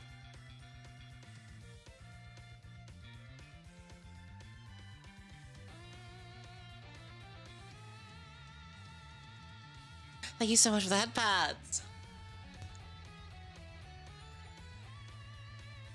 Also, you are all so awesome for being like really cooperative and really nice. Ow! Rude! Ow, stab! Thank you so much for the follow! No, Ramdan, it's not like that. It's not. I'm not a tsundere. I'm a goblin. Ow! Like, you guys immediately just start abusing me. Ow! As soon as Jenny walks away. There is rudeness in your heart, and I do not appreciate it. But yeah, no, chat. Have you guys been playing any of the Starfinder playtest yet? Because I have been a part of 3 different games so far. I'm currently playing an Envoy on Thursdays. I am playing a Solarian on Saturdays, and I did play a Soldier for a single one-shot on a Friday, and it was hella fun. It's only that respect for the guest. Thank you for that bet again. You have another chance, aw. Even with the best intentions. What kind of stuff are they pulling now that I walked away? They just started throwing every dice at me. Oh my goodness. They're like, out of respect for your guest, we waited until she disappeared to beat you. And I could still hear it. Oh, that was almost max damage, Gina. Nice.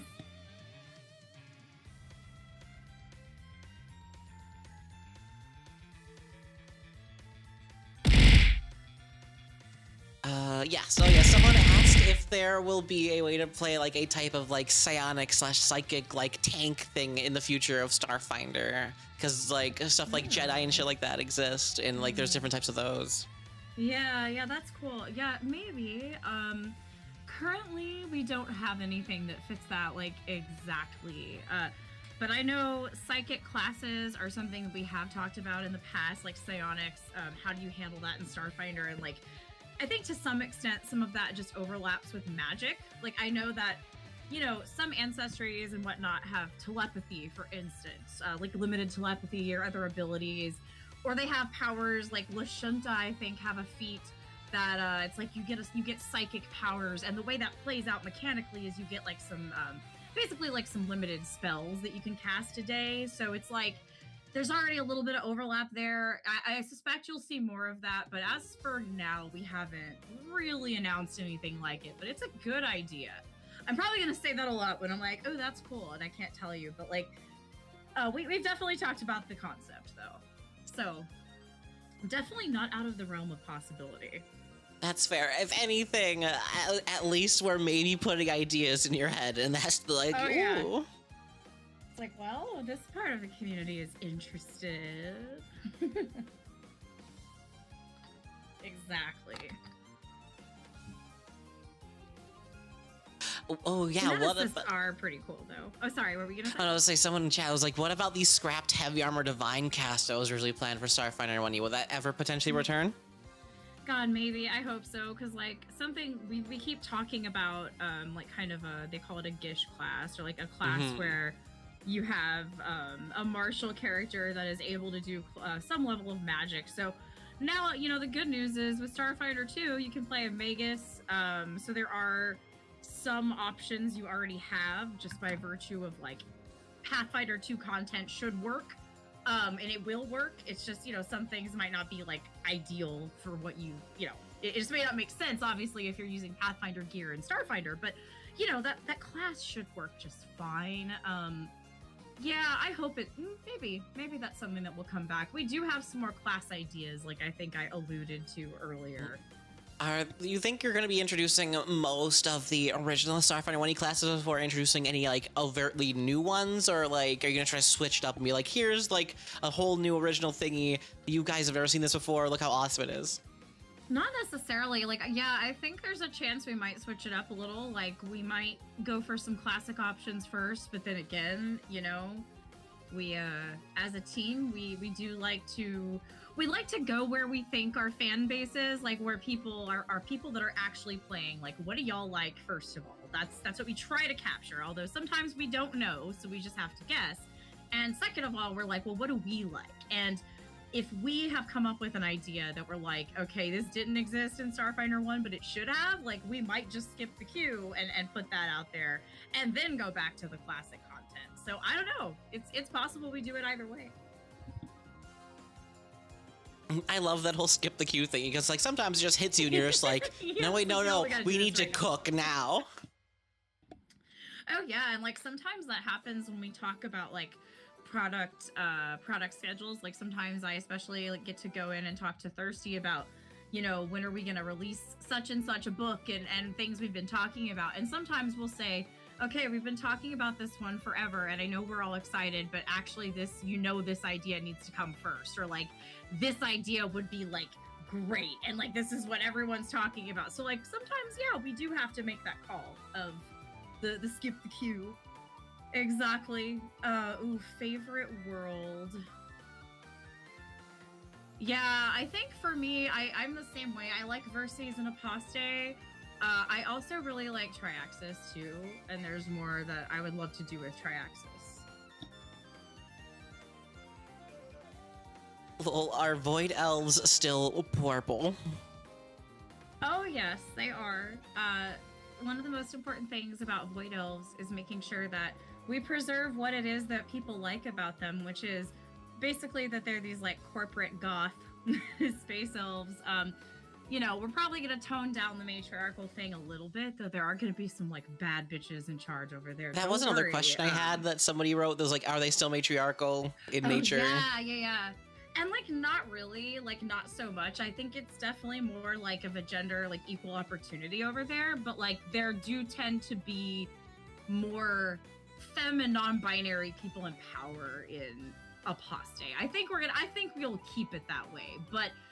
Definitely, though, not so much of an issue. Like classic drow lore is like men don't have rights, and like the like hardcore. It won't be like that, because that's also just an OGL thing that we need to distance from. But yeah, you'll still have a bad bitch CEO Void Elf pinning someone to a wall if you want. Like if that's what you want in your game, you can still have it. But honestly, our Void Elves were so distinct from Drow already, though. Like, they just shared the origin and the aesthetic.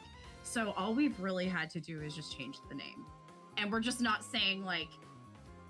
We're not going to talk about, unfortunately, like, specifically nobles and houses. But the companies are pretty nepotistic. Like, these are corporations that formed from, like, corporate dynasties, basically, like families. And a lot of them are... family lines, so just think like super scary hardcore like MLM power like families, and a lot of them are probably like Karens, blue skinned, white haired Karens. Anyway, that's how I imagine some of them anyway. That's the villain ones. You can also play the cool ones. If you play the cool ones, like Karen is the villain. Like, let's be real. Yo, they give the huge ass raid, Love Slug. Yeah, hi. Welcome. For anybody's new here, I am Phoebe Bain, Goblin Magus VTuber extraordinaire. I normally talk about stuff like Pathfinder, but today we're talking about Starfinder with one of the head senior developers of it, Jenny. Hi, yay, and I'm Jenny. I'm senior developer of Starfinder at Paizo, and I'm just here chilling with my friend Phoebe and talking about the game I work on, and like all kinds of other stuff as we feel like. there is a whole lot of awesome stuff. If you guys have never even checked out Starfinder, it's currently going to its playtest for its second edition, and you should definitely go check it out. Paizo's still accepting feedback for it, and they're learning and using it every single day, talking about it, and be like, hey, here's what we should do. So your feedback is very much greatly appreciated, and it's full of fucking cool, awesome stuff. I play a butch fucking gravity using Star Warrior who also plays football on Saturdays, but I also play a e-girl Twitch streamer who uses her chat to dox people on Thursdays. So there's a lot of stuff you can do. Those are such good Starfinder characters.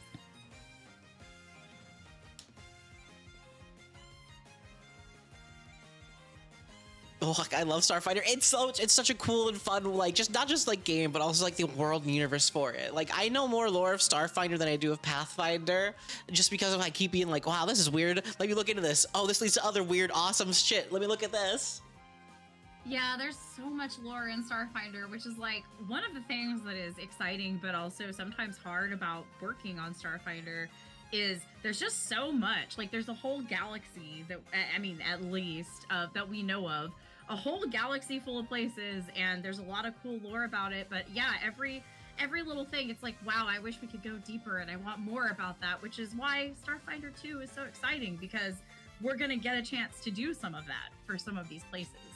So I'm just really excited to be part of that team.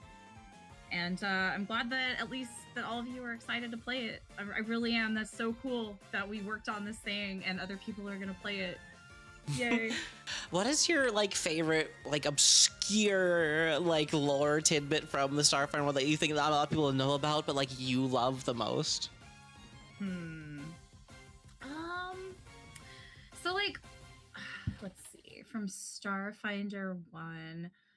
Gosh, like, I don't know how obscure it really is. Maybe if you're newer to Starfinder, it might be obscure, but like, there are just so many world ships that have found their way to the Pact World system. Like, there must be some weird shit going on there. Like, maybe it's just the Star Stone, maybe there's something else going on, but if you think about it, there's a moon that is actually a world ship. There's a planet that might be a world ship. There's a world ship that is definitely a world ship, the Adari, which is what I'm talking about, where Kasathas are from in the Pact World system. So yeah, like, there's just so many. It's like when you really start looking at it, it's like world ships all the way down, and then you're like, wait a minute. So yeah, that's one of my favorite things, is just, you know, so many world ships.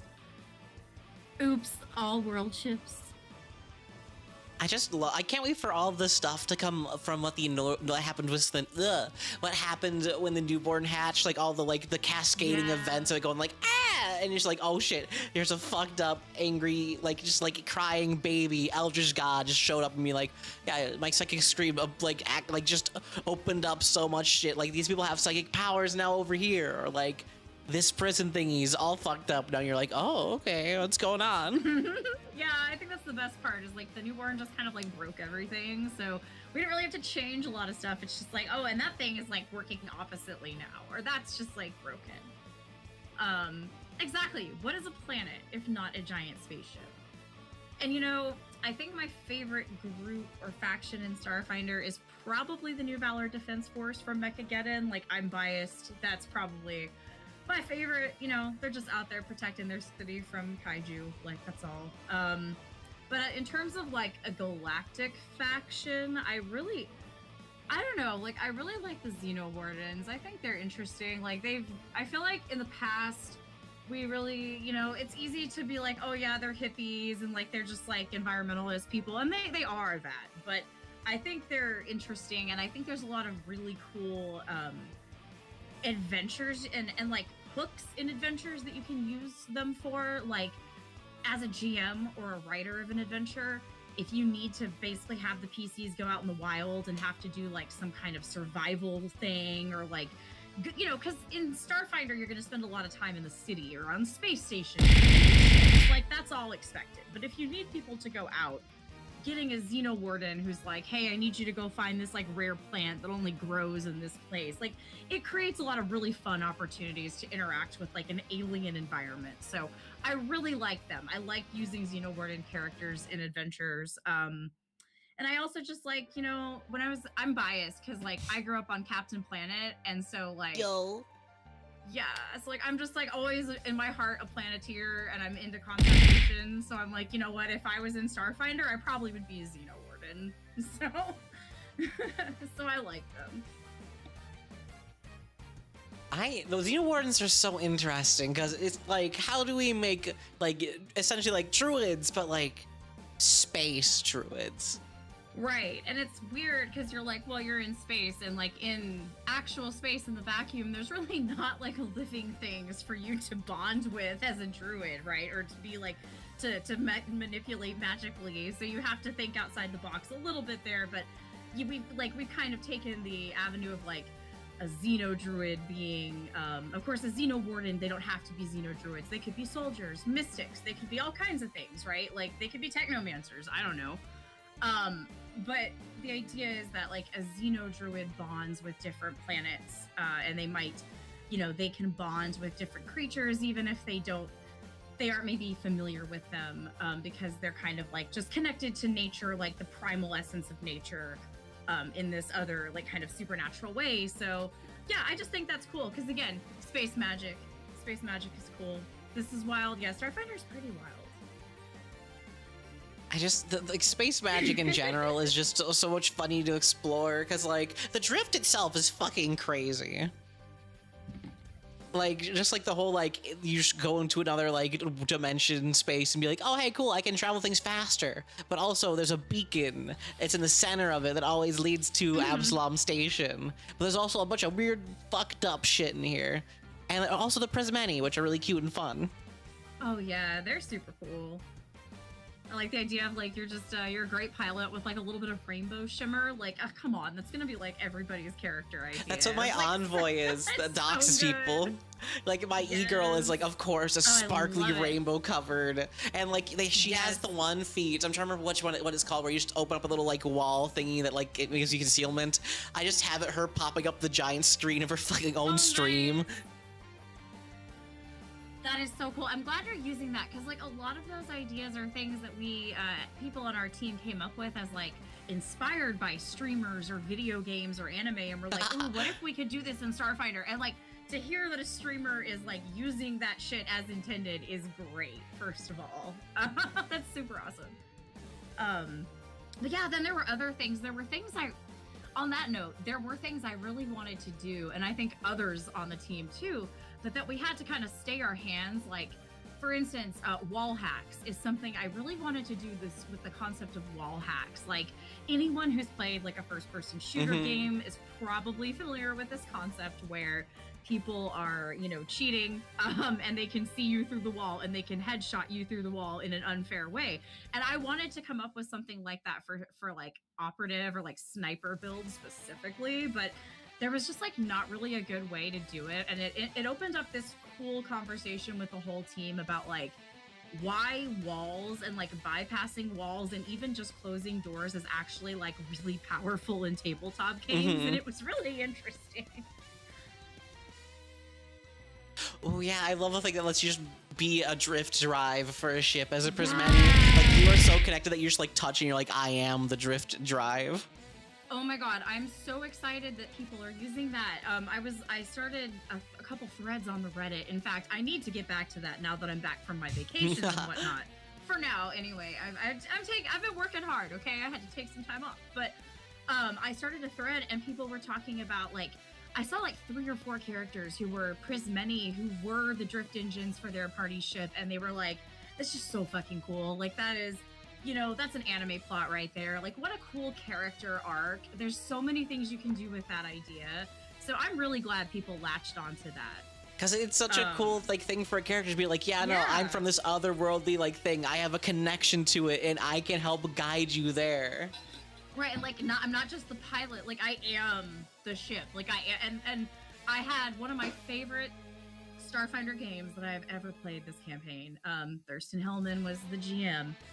One of our characters was in love with a truly awakened AI that was in the ship.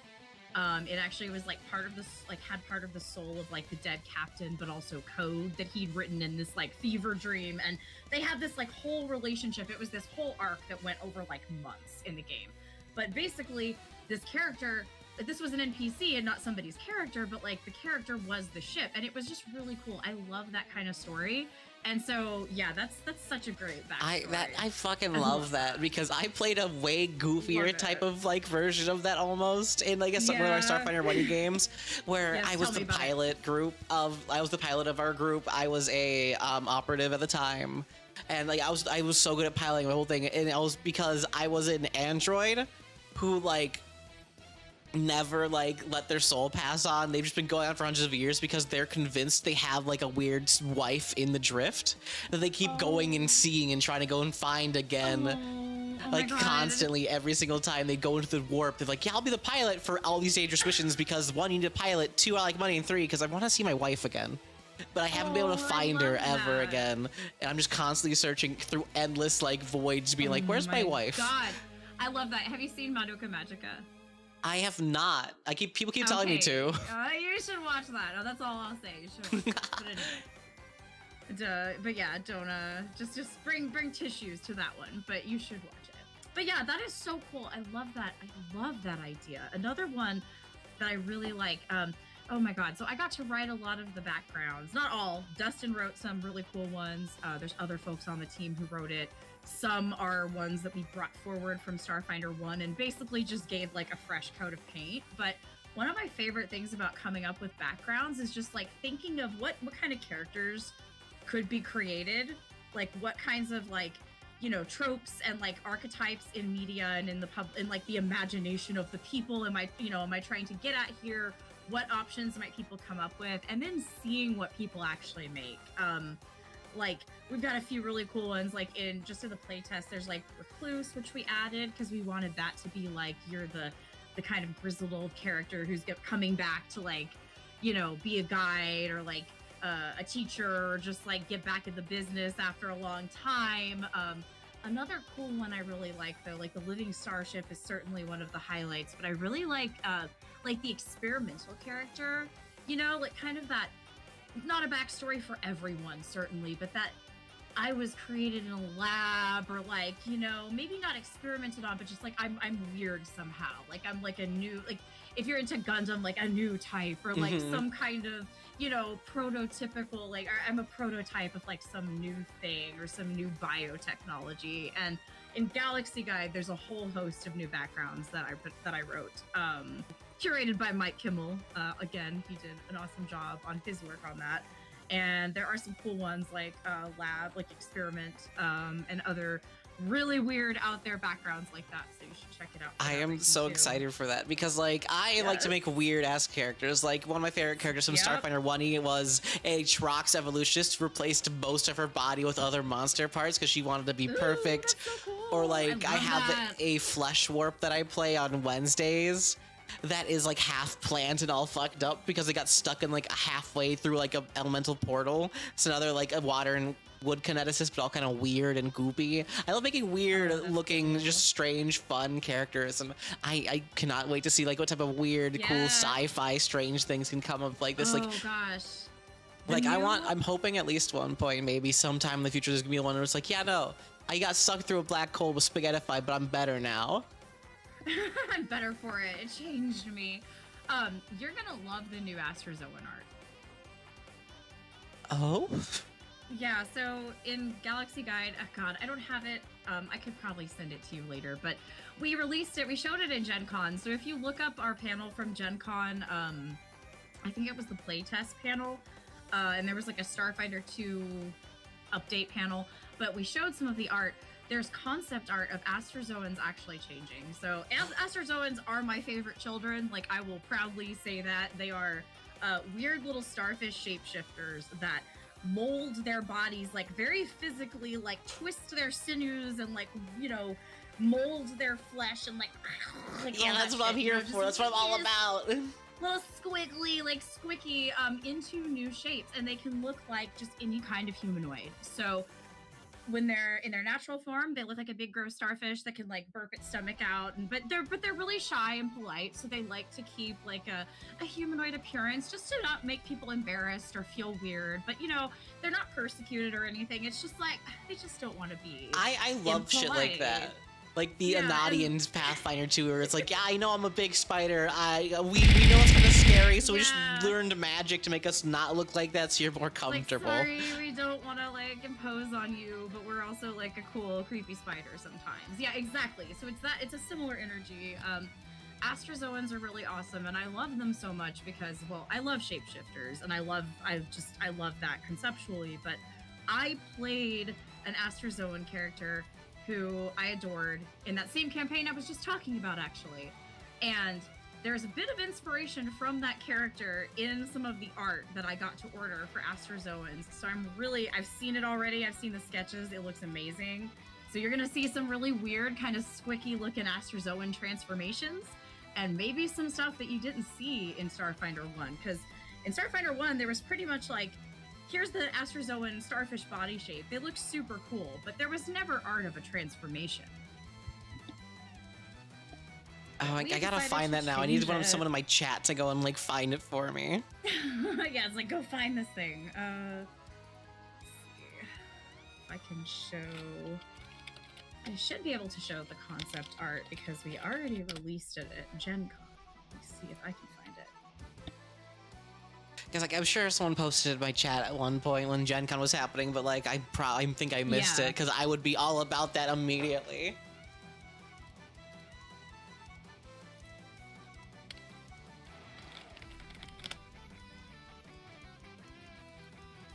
Okay, I'm just gonna send it to you actually because I found it. Oh fuck yeah! Here you go. Okay, so this is we showed this at Gen Con. So yo, what the fuck? This is Kent. So our in-house concept artist, he did this. So this shows like an update of their starfish form on the left. That's like their natural form, and then you can kind of see like, yeah, you see their transformation, and then like the half and half. Like this is what they look like. It's like their skin is like melting into this new shape. They're so fucking cool. Look at how fucking cool this is, chat. Oh, there it is. Yay, technology. Phoebe this makes me think of what's it called? The fucking. So cool. You ever see that really fucked up SpongeBob comic with like Patrick and SpongeBob? That like somehow turned into a weird Dragon Ball Z-ass thing. That just gives me that vibes. And that's horrible. I love it. It's such a fucked up beast. I love them. So yeah, so there's more cool art of them too that's gonna actually be in the book. I wish that image was in the book, but it's out there. We showed it, I believe, in the keynote, like Mirror Wolf said. Yes, there's gonna be even more. So yeah, I'm so excited. I love Astrazoans. Yeah, I'm really... God, it's so cool to see like just new art getting poured into Starfinder. Like here's all these things that we've been writing about and playing with for years, but like now we have all this budget to just like reorder, like redo them, so to speak, like remaster and just get new art. And it's been so cool. Do you think we're gonna like, are we gonna get like any like, you know how like the Barathu in Starfinder First Edition got really fucked up the more they like merged together, like they got weird and eldritchy? Are we gonna get more art of that perhaps? I would love to. Actually, that is one thing we talked about when we were doing what I call Artapalooza. Over the last few months, we've had to order, like, I shit you not, hundreds of pieces of art within like weeks of each other. So they'll basically be like a whole week where most of my job is like just like morning to night, like at work, just, you know, writing art orders, which is like writing an order. You know, this is not like AI. It's like I need to write something so that a person who probably doesn't speak English as a first language, or maybe they do, but just not assuming this person can like always communicate with me, I need to clearly describe like this is what I want the art to be and include any references. So we spent a lot of time as a team doing that and coming up with all this art. So now we're finally starting to see, like, it's been like 6 weeks ish. So now we're seeing like sketches come back from artists who have been working on it, and it's just been like super fucking cool. That's always the most exciting part. It's so exciting. But like, yeah, all these species, like old species, getting these glow ups from art is just so exciting. Do you have like which art, like I know you can't show it obviously, but like what ancestry / species do you think you have like your favorite art from so far? Yeah, so Astrazoan definitely is like some of the best. I would say, and partly because I was able to get that inspo from that character, and also it just turned out so good. I think that Dragonkin is also turning out really cool because now there's like so many different ways to draw Dragonkin. You can have them be inspired by Pathfinder dragons, by Starfinder dragons. They could just be like generic dragon people, depending on how the artist, we have like concepts that we send a concept art file to our artists, but they also get to have their own interpretation. Like, these are artists, they're people that have their own styles, and we like to see a little bit of that. We definitely, we don't use AI, like we don't use that for art, so we like to see so you will notice like our covers will have the same style because they're by the same artist, Kent, but within the book you'll see a few different art styles. Like, there's some that are more cartoony. You don't see those as much in our core books, but that'll be more in like adventures. But yeah, there's some big giant Dragonkin boyfriends. There's some really cool android pieces too. It's just like, it's been about trying to show the diversity of every ancestry, because we know that people are going to make all these different characters. Like, there's not going to be two characters that are exactly the same. So we're trying to get people inspired for that and show like, okay, these two Dragonkin look really different, or like, here's an android that looks like it's literally falling apart, like made of, like a Terminator without skin, like that kind of thing. I like love really, that. like bioorganic, right? And then here's one that looks like, 2B near automata, like graceful, beautiful human with like maybe an accent of technology. So we really want to show those like differences, and all of the ancestries have examples of that, and it's just so fucking cool. Like, I can't wait. I wish I could show you now, but when they showed off the Dragonkin like concept art, you do not know how many people I showed it to. I was like, look, big dragon, and everyone was like, here's your oh, boyfriend. I want to kiss them. Do you have it? Because I could probably. I don't have it on my hand right now. Let me see. I think I have it on my computer. One sec. I think there's like one. There's one that I know I can't release, but there's a few that I can show because we've already shown. Let's see. Here's the Dragonkin. I'm gonna send that to you. Yes, Why not? Let's show them art. Like, why not? They've stuck with us this long, so. Let me just get that real quick. I love how, like you were saying, how diverse all the different Dragonkin are, because like, yeah, some be based off of the new the new Pathfinder 2e dragons, but also let's get some weird techno shit in here, because of course, why wouldn't there be? It's Starfinder. Exactly. Oh, that's huge. Ugh. I forgot how big they could be. Hold on, I think my Discord might have died. No. Oh no. Wait, well, you can still hear me, so that's a good sign. Yes. Oh no. Okay. Well, I resized the giant dragon image. There we go. I cover myself up for a second. Look at how different, how diverse, how fucking thick these boys are. Because Jesus. Yeah. Oh, I showed it to one of my friends. They're like, damn, that one on the right just gives me gargoyles vibes. And I'm like, good. Yeah, I can see that. Okay. Oh, like, gargoyles. That's another great one. Let's see. I'm gonna find some other concept art pieces while you're showing that off. One sec. I can spoil a few here. Oh, fuck yeah.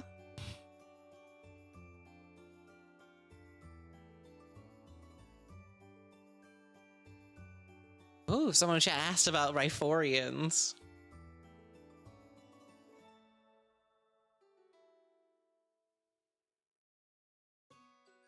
I love those guys. Aren't those the seasonal dudes? That has nothing to do with playing a Riforian Mystic for most of 1E. Yeah, no, Sinai. It literally, I was like, damn, that is gargoyles coded. Oh no, Jenny's Discord died! Ah! I think Jenny returned. Hi. Hey, sorry about that. Oh no.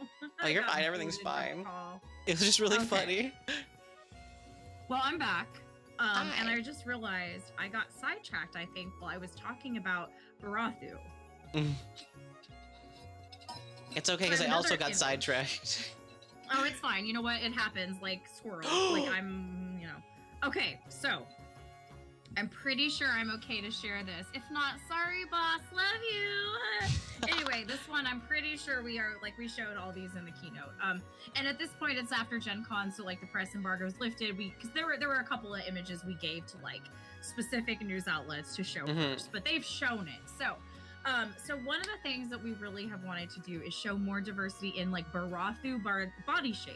Barathu were kind of one of our weird aliens that are really close to home because they're a Pact World member. They're from Brethida and Liavara. They live like right here.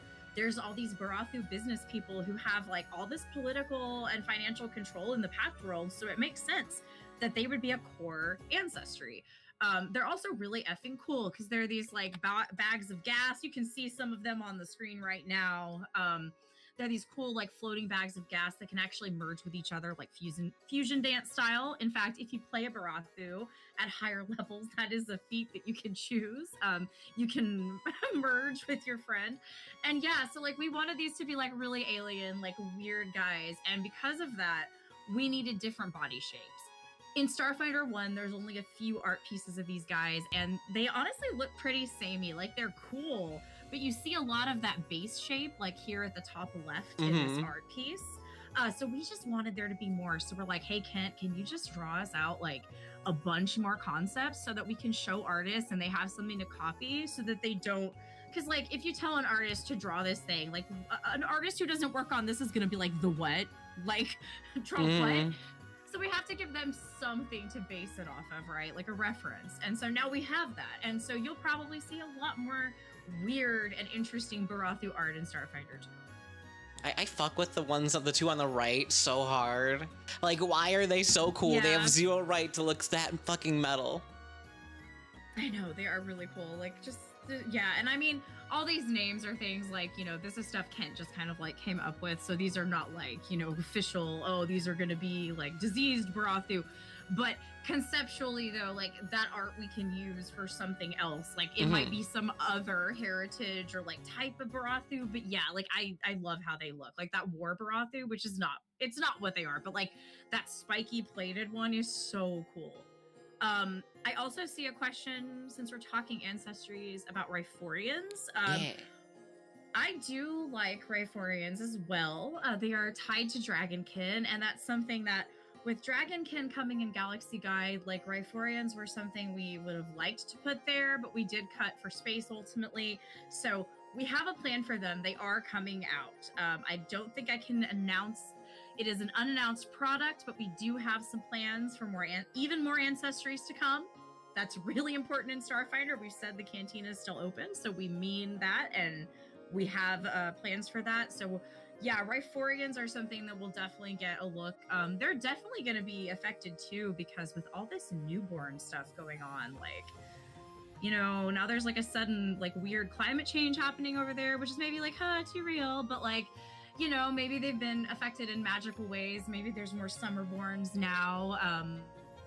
They also can decide if they want to be summer or winterborn. So for those who don't know, they're native to Triaxis. They're like a very, because they live on basically the, for lack of a better term, the Game of Thrones planet. That's like, you know, sometimes it's winter for hundreds of years and then it'll be summer for hundreds of years. And these are very harsh seasons. And in the summer, they're born like, they're very hairless, like kind of bronze, like almost elf-like, very elegant, like good at being pilots. They bond with Dragonkin very easily. In the winter, they're born with like this hair. They're covered in like typically white or like silvery fur. And they're just a little more hardy and kind of stocky for the winter. So yeah, they'll get a look as well.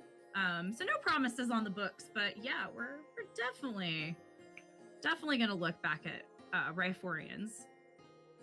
I am here for like all the like more like non just humanoid based ones, because like Starfinder First Edition had a bajillion of them. You could play like a fucking walrus right there and you'd be like, yeah, that's Dave.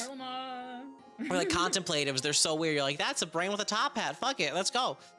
And that's what I'm here for. Like that's why I love Starfinder so much, is just because like, yeah, there's like, that's a space elf, you know, that's cool. Here's this fucked up screecher over here, that's Jim, he's our accountant. Exactly. That's Starfinder for you.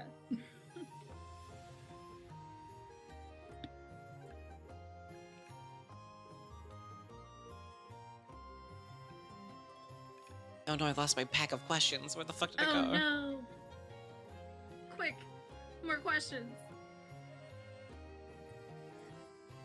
But oh yeah, there are literally hundreds of Starfinder ancestries, and there's even a few that we are planning to add that didn't exist before. So there's plenty coming.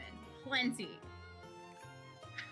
Exactly. You need weird aliens to romance or befriend, get in fights with. Oh yeah, like those scrunkly little sun guys that remind me of the fucking partner from the original Paper Mario. Oh, Novians, yeah. Oh yes. And there's so much deep lore too with I see Urban Dragon Dice talking about witch weirds and Kasatha history. Witch weirds are kind of Kasatha are implied to maybe have another kind of progenitor species that was a culture that was there before them, or maybe interfered with them at some point. There's a few of these actually. You have that with Anacytes on planet Avalon, which is the machine world in the Pact Worlds. There was this culture called the First Ones who lived there, and they created these intelligent machines that would farm and harvest this world for them. And then one day they just up and disappeared. They didn't tell their creations that they were going. They didn't tell them why. They just left. And for hundreds of years, these robots have just been upgrading themselves and trying to figure out what their purpose is. And they're still there. Now they're members of the Pact Worlds, and these First Ones, as they call them, haven't shown up yet. So there's a lot of really ancient history in Starfinder that is kind of stirring and coming back to the forefront, or there's echoes of it going on. So earlier you asked me a question about obscure or deep lore, and there's so much to choose from. Galaxy Guide is gonna be that. If you're somebody who's into the deep lore or who's curious about it, there are some tidbits in there. There's also, it's of course meant to be approachable. It's not too much info. It's okay, we know new people are here too. We're not gonna overwhelm you yet, but you could really drink from the fire hose with Starfinder 1 lore. I used to never be really into lore from the settings, stuff like that, because I always be yeah, that's cool, and I'm probably gonna make a homebrew for myself, but Starfinder's lore, I eat that shit up, bro. It's not even I don't even know what it is about them. I'm just this is the best thing ever. I gotta learn more about these weird scrunkles over here and what makes them tick and how they relate to these other weirdos. Good. I'm glad. That's the idea. Oh yeah, Shanwolf asked, do you like Gundam or Battletech more / Mecha Warrior? You know, I figured someone would ask me a question about just mechs. I feel different occasions. I play Mech Warrior games more, or I played a little BattleTech, but video game wise, I play Mech Warrior, so I'm probably more familiar with it. But I do really like putting models together, and Gundam models are great for that. So they also have their place. I have never been able to get into building Gundam models because, I got shaky hands, okay? It's hard, but, intricate, yeah. My boyfriend is obsessed with making Gundams, though. I don't know what it is. I just watch him and I'm look at him having fun with his little robot. I'm just I'm just watching Gundam with him being but sure, okay. I still love, though, because, I don't get it, but I'm glad that other people are really into this. I just wish it wasn't so expensive. I know, that's what I wish about I of our hobbies though. I was I want to buy you something for Christmas, and I look at all this stuff and I'm yeah, oh yeah, I mean, my partner is also obsessed with Macross, and he likes some of the old Macross models are just, they're out of print and they're expensive, and you have to order them from Japan and shit. So I feel that pain, and sometimes you're just oh my god, why is this $200? And that's on the low end of that kind of thing when it's rare.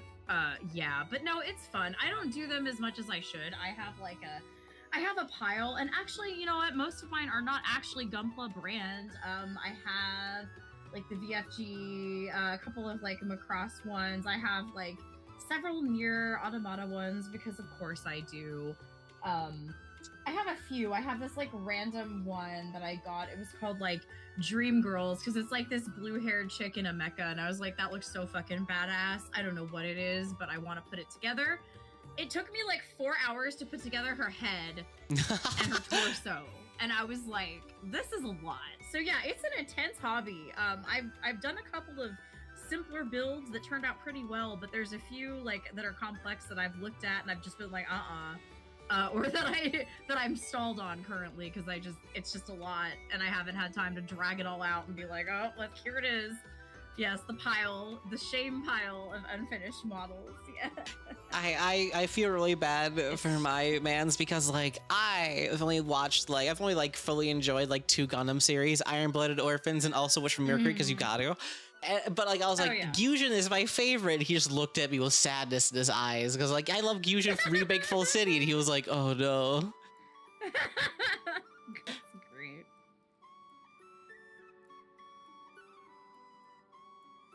Yeah, I'm definitely more into Macross than Gundam, but like I can understand it. Like it's a mecha show. I get it. They are cool, big stompy robots, and Witch from Mercury was pretty good. It was a good one. I watched that fairly recently.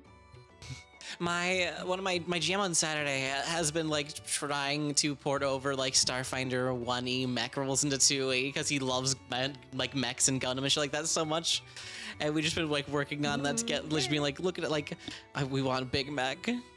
So we're like, big mech in Starfinder 2E. If I have my way. I am hoping. I have my way. Yes, but I also see there's a Magical Girl Gundam. Hello, like yeah, I would probably like that. So it's on my list. I have a fucking list. Like I have this list of media that I need to watch or rewatch or play, and then here I am. It's like, oh, what do I do when I have time off? I'm like, my brain is dead. Like I'm just gonna like play Animal Crossing. I'm gonna go take a nap and play some Stardew. That's my thing. Stardew. I love Stardew as well. Yeah, I recently got a Nintendo Switch. Like it was actually right after Gen Con. I was sick and I was like, fuck it. I did overtime. I deserve a little treat. So I got myself a Nintendo Switch finally and like a bunch of games. And that's been like, there's a bunch of things I've been playing, like replaying Bayonetta, which I haven't played in years. And I don't think I ever finished it. So that's happening. It's been super fun. And then just like Animal Crossing is one of those that I've just been chilling with a lot. Highly recommended because it's just like, I'm just gonna pick stuff and you know, I don't really, it's not responsible to spend my money on like fall decorations in real life, but I can sit here and like make this little house and just like spend my fake money that I got from picking shit up off the ground. Like, God, I wish it was like that in real life, to buy this like beautiful house and decorate it. So it's kind of like an outlet for like the millennial urge to have more than what one does as well. It's like, man, I can have an entire house. The community's gonna get together to fund this bridge. Yes, and also Bayonetta. Yes, so I love Bayonetta, and I'm gonna play through it. Like starting with, I'm on 1. Just it's a platinum game, but like as I replay it, it's just like so many parallels between this and like my true favorite, which is Drakengard 3 and like Nier. So I haven't heard really people talk about Drakengard in forever. Oh my God, I love it. Anyway, so I'm just excited. It's been really cool to play, and I'm gonna play, like, my goal is to play all of them. I would stream it, but I don't know if I could hook up the capture card through the Switch, and I believe in you, I can. I can show you how, I can hook you up. Okay. Maybe I'll have to look at that. But yeah, Drakengard is like one of my main top 3 brain rots for sure. Other than Starfinder. Starfinder is like my job brain rot. And honestly, before I worked at Paizo, I loved Starfinder and I played it a lot. So it was like already there. And then, but yeah, Drakengard is definitely there. And I feel strongly that Bayonetta is related and should be considered part of that. In this essay, I will. No, oh my God, I relate to you so much. Like Walking Dead 1, my girlfriend is trying to get me to play Nier for the combat, but I'm not sure if I can handle the sad. Oh, okay, so like the combat is really good, but like yeah, it's sad, but it's really good. And if you play it all the way to the end, that's the thing, is like with both, well, with Nier, with Reincarnation and with Nier Automata, you keep playing, it gets worse and worse. But if you keep playing, like it eventually, it's not all bad. Like it's okay. Like it's gonna be okay. You just gotta keep playing. Trust me. Just keep playing. That's it. That's all I'll say. Those are great games. I think Nier Automata was I played it first a few years back, and it was probably the first game I ever played where I realized that games could actually be art. And I mean that games could really say something or really make you feel something or be artistic expression more. I've always loved games. Games are fun. There's obviously like wonderful art in games and wonderful music, but like Nier just like takes it to another level. And I know that sounds so ridiculous, and that's like setting it up to be like, oh wow, this is so amazing, but like I don't really know what else to say. I'd be lying if I said anything else about that game, in my opinion. No, I get it, because like I was always of that same opinion where I'm like, ha ha ha, this is for funny, ha. Then I played Soma and I was like, is this what it really means to be human? Well, is this what we are destined to be? It rewires you. It's like, and maybe Nier isn't that for everyone, but like there are those experiences that those of us who are so serious about, like, who become we game more regularly, or like we make our careers out of this shit. It's like we have that experience, I think, of like, this is more than just like any other game we've played. I think we've all had that. And so whatever that game is for you, that's, I think that's really important. Nier Automata gave you your first present. Oh no. It wasn't my first, but it definitely gave me an existential crisis. I'll say that. I still kick myself for never finishing Nier Automata. I don't remember why I stopped. You should. But I do remember stopping a little bit after me eating a fish that killed me. Got me a game over. Yeah, there's like 26 endings. There's so many. And I was like, I'm gonna try to do all of them. Yeah.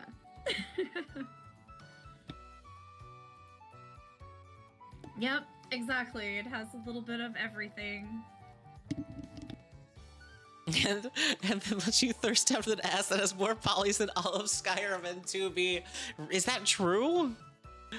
I don't know. I don't think so, but I hear people say that all the time. Like, that's one of the... It's just a joke.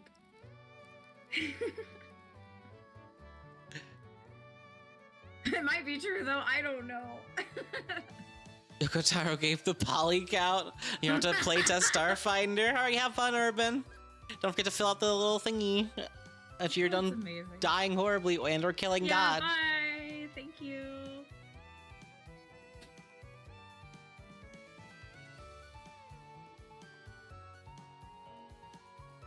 It's also awesome that literally every crumb of Nier content expands the screen setting. I have like tried my hardest to watch a video on YouTube that like discusses like, here's the lore and history of like all this stuff. I'm like, okay, he's on the dragon. Okay, he's in New York. Cool question mark.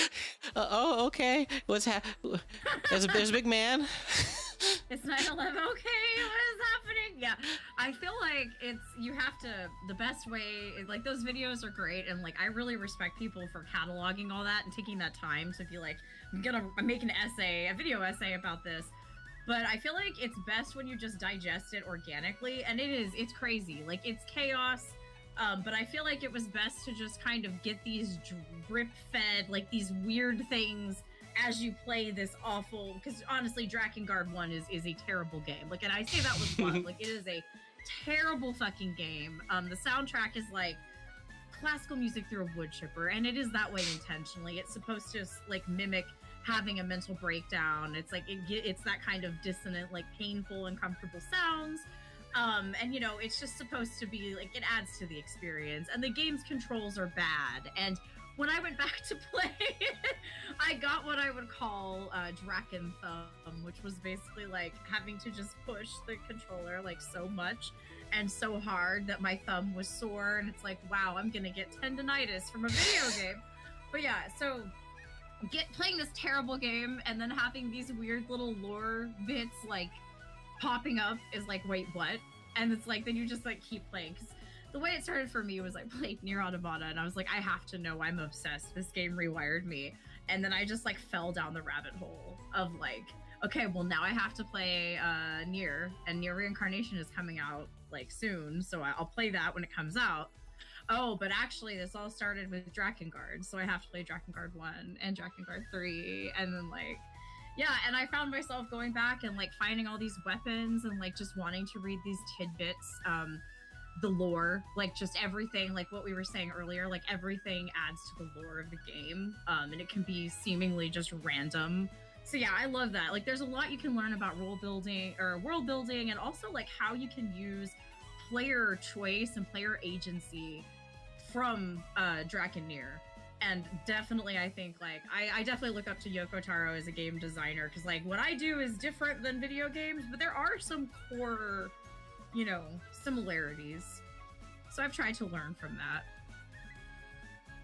I feel like there's so much to like fun, like because like I only got through like halfway through near on the you know what I'm saying, but like I got through halfway through of that before I'm like, I gotta look at all these different items and see exactly what everything is. That just lead me down a rabbit hole of like, I need to learn more. And like that's the shit I aspire to do when I run tabletop games. I'm like, here's the little nugget that you're gonna be like, what's this mean? And then 2 years later you're gonna be like, wow, it's the thing. Yes, I was running this game actually called In Extremis. It's a fun little rules-like game. It's like they use kind of I think a D6 based system. It's basically you're necromancers in space. You're being invaded by this Corvus Dominion, like these evil militarized aliens who use robots, and you're like witches. You're just necromancers in space. It's very inspired by the Locked Tomb trilogy.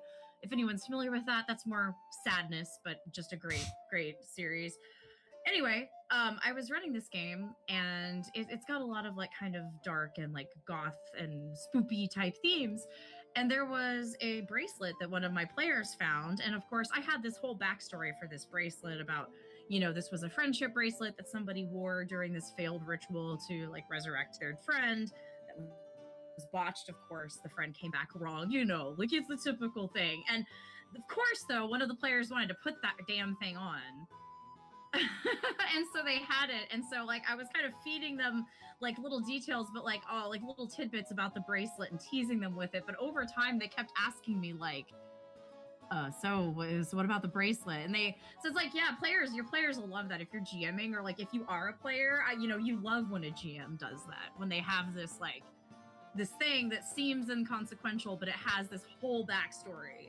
And if you just interact with it, you get to find out more. I love that. Yeah, because it's always like fun, especially when you could tie it to like when your player's backs or something like that. We're like, yeah, that broken arrow that you've been carrying around your backpack this whole time was actually like half of this important like god finger like murder arrow thingy like, that was passed down. You're like, wait a minute, what? You're like, yeah, you're destined for greatness. And you're like, oh. Yeah, and like I feel like when you as a person who's writing an adventure or just like planning for a campaign as a GM, you might feel like that seems really simple, but a lot of times the simple option is actually the best, because it may be expected, but like think of, you know, people don't know what's in your head. It's hard enough to figure out like, okay, what way are we supposed to go, and decide on like how are we gonna, you know, how do we get in here, and like how are we gonna approach this dungeon or whatever. So it's like, yeah, being a little obvious. Just, you know, random tip for anybody who wants to do writing or planning their games. Like, yeah, just broadcast it and let people be rewarded for guessing it, and like let them feel smart, because that stuff is so fun. And love to have everything be connected in a game, you know? In real life, things can be really random sometimes, but like in a game, it's nice to have everything just connect like that. And like the amount of times where I've like had been like, yeah, here's a thing that like just kind of exists, and then one of my players is like, wow, this is really cool. It'll be really cool if it was connected to this thing, and I'm like, oh god, okay, yes, it's all connected to this thing. All right, I'll work on that later. Like, like, yeah, wow, you are really smart, actually, Eric. Jesus, I didn't think you'd be able to pull that out. Yeah, sometimes the GM trick is like letting them discuss like what they think is gonna happen, and like sometimes going the way that they want it to go, or that they fear it's gonna go, and you're like, oh yeah, that's a good idea, and you don't tell them, but you let them influence your decision, or you know, like, yeah, no, you guessed this thing that I totally planned for, so now they feel really awesome, and I gotta do less like, yeah, oh wow, cool, that's way cooler than what I had immediately. Yeah, and then sometimes, you just like introduce this thing and they don't bite to it at all, but there's this random detail they get obsessed with. So you just kind of have to sometimes go on the fly and be like, oh, sure. Like, I don't know. Like, yeah, this random NPC that I just made up. And you're like opening up fantasy name generator in the background. You're like, shit. Like, Dude, that reminds me of one of my first ever Pathfinder 2nd Edition games I've ever ran. It was a 3-person party because we were waiting for a 4th person because like they had scheduling issues, but they still wanted us to like start at least like so they don't have to wait on them for like another month or two. And then so I had like a random throwaway NPC that was just a fruit leshy life cleric. All they did was heal. That was their whole thing. Their name was Squinch because I couldn't think of something, and my party became obsessed with them to the point of like the point of like if anything happens to Squinch, I will kill the world. And so of course I had to kill Squinch off. oh. And like a nice heroic sacrifice, so they're even more determined. But also the 4th player arrives. You gotta get him a good exit, but yeah, it's time to squinch him. Some like Guardians of the Galaxy 1 Groot ass ball type thing maybe. Amazing.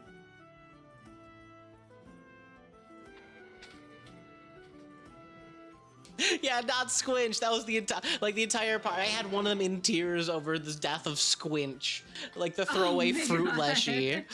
That literally the only thing they ever said was "eat me," because they were a fruit and they'd heal them by eating their fruits. They'd be like, "Eat me," and they're like, "I love you, Squinch. You're like better than my real dad." Oh, I just saw a question that I'm gonna go for.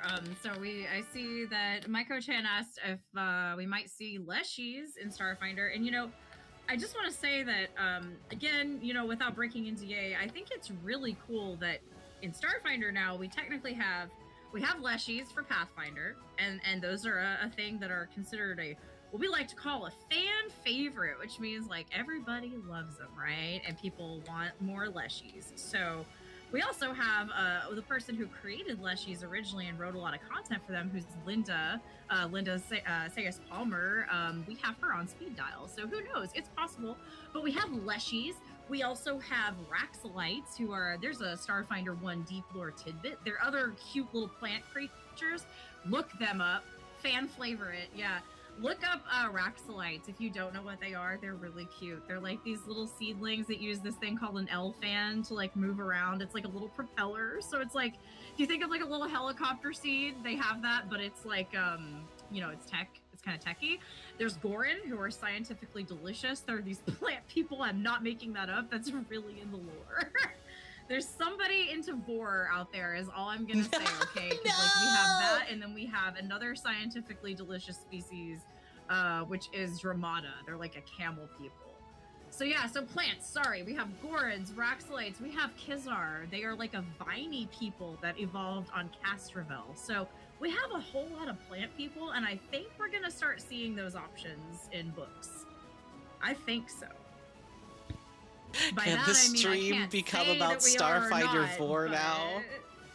Sorry, why? What did you say? Someone asked, can the stream become about Starfinder 4 now? Why is it that every one of my fucking streams out of nowhere ends up with vor in it? Why? Listen, that one was my fault. I know, but it's just like the fact that like, no matter, it's a universal constant. Yeah, I mean, there's war everywhere. But yeah, I mean, seriously though, somebody is, because Gorin and Dramata have kind of a weird, descriptor. But yeah, Raxalites are cute, and there's more cool stuff. So yeah, I think we will see more plant folks coming out in Starfinder. All I'm saying is, if there is or is not happen to be a leshy in space, God, I hope that they have some weird techno organic leshy at some point. Oh my fucking god! I just saw what a Raxalite looks like. Is that a fucking onion? That's a friend. Yeah, they're pretty cute, and so. And then there's the challenge we have in Starfinder, which is we just have like so many things, which is great. It's a really good problem to have, but we have several, like I just named, like 4 or 5 plant species or ancestries that we have. And what that means though is like some of them might have some similarities, but we don't want it to feel like, okay, we have 5 different plant aliens, but they're all exactly the same. Because then what's the point? I mean, this is a role-playing game. What's the point of having different types of creatures if they aren't actually different in some meaningful way, like in terms of their attributes? So so that's the other thing, is every time we introduce one of these, we have to think, well, how are Raxalites and Leshies going to be different? So, Leshies, so obviously Raxalites exist in Starfinder 1, but if we ever did bring them up into Starfinder 2, we'd have to, give them that glow up, but also make sure that they filled a different niche in the game than Leshies, because we don't want to have like copies. So yeah, it's exciting, but it's a lot, and we have so many things to choose from. I was gonna ask, do you think you're gonna end up going into the like hundreds again eventually? Oh my goodness, maybe. I would love for us to, because that would mean that Starfinder did really well and people kept like wanting us to put out more books. We're gonna do as many as we can. I know that's for sure. Because like I vaguely remember, I think it was either at PaizoCon, I think it was at some point where like someone was like, yeah, no, we're gonna try to get at least like an ancestry per book, or like similar to that. Yeah, I don't remember what exactly it was. It sounds like Thirsty might have said something to kind of promise like the cantina is open, as we keep saying. Mm-hmm. That basically we do intend to bring as many ancestries forward as we can as soon as possible, because we know that's a big part of Starfinder, is playing aliens. But it does take, there is a lot more going on, because in Starfinder 1 you just had like this little paragraph, and maybe like if you were lucky you got like a page of lore about this creature, or this type of person, but that's it really. And so now though we have like, okay, you get a couple pages of lore, but you also get all these ancestry feats. So we have to come up with, here's concrete things that you can do, like that your character gets as you level up for being this type of a creature. So it is a lot more. So I don't know if we'll ever match the number, or if we do, it'll probably take time, because it is just going to take up more space. But we definitely do plan to have a lot more ancestries coming out. That's on. I'm super happy to hear that, because I love stuff like like Pathfinder's amazing and really cool, but I want more weird fuck shit. I just want to be like Astrazoans are now my new obsession. I hope you know that right now. I'm so glad I'm emotionally ruined until they come out. They'll be out. Don't worry. Galaxy Guide. But yeah, Pathfinder has some really cool ancestries, but when you look at it, it skews a lot toward humanoid. And in the case of Starfinder 1, sadly, it's kind of the same way too. Like there's a lot of humanoids. There's a lot of what some people would call like the Star Trek aliens, which are humans with makeup basically. And we're trying not to have that feel like the case. But there are some that are like, hey, this is basically a human with like horns or whatever. So we're trying to reimagine some ancestries as less human, or give them other options that aren't just human looking. And some that are more human-like, maybe we're going to bundle them with human. Maybe they're going to be another type of human, just like, void elves are just another type of elf. I don't know. There's all kinds of possibilities as we look at this, but we're definitely interested in letting you play as many weird things as possible. And we know there are humanoids. There will still be humanoids. Like some people just want to be real pretty or real sexy, and like, I just want to look like a human, and that's it. But maybe I want to be like a cute human with like, with antenna or something, and that's fine. Like, we believe options are so important, so you'll have that. But we do want to have more like truly weird, bizarre shit. Is there anything that you're legally allowed to say that's in the works that is another, like, this is a weird fucking creature? Like any other types of creatures? Yeah, like any other type of, like, ancestry that you, like, have in the works, maybe, that, like, is, like, a strange and, like, weird thing.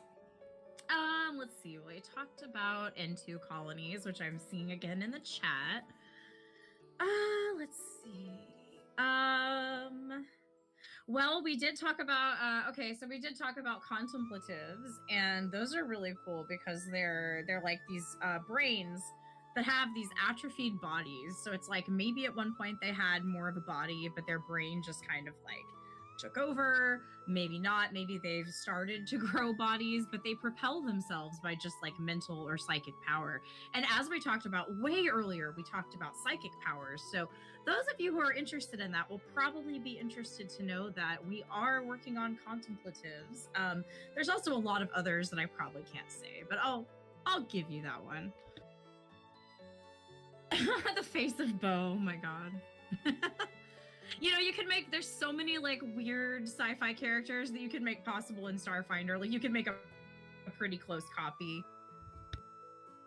Yeah, like that's one of my favorite things, especially with like classes that are like the biohacker and the evolutionist, where it's like you already took your weird and creepy special man. You want to make him weirder and creepier and specialer? And I'm like, that's probably a pretty good idea. Yeah, maybe we do need a crab species now because we have like carcinization. I can talk, but we don't have crab people. I'm just looking at chat. Oh, is there really no crab people? I thought there was. No, I guess I don't think there's really crab people. Maybe there are. There's snail people. That is true. I know the snails. And there's like silicate people who might maybe have crab-like bodies sometimes, but I wouldn't really say they're crab people. Damn, now I need crabs. That's like, now that's a hole that I've discovered in our setting. I'm like, crab. You gotta bring that up to like everybody and be like, hey guys, wear crab. Yeah, exactly. This is very important. I mean, wear crab.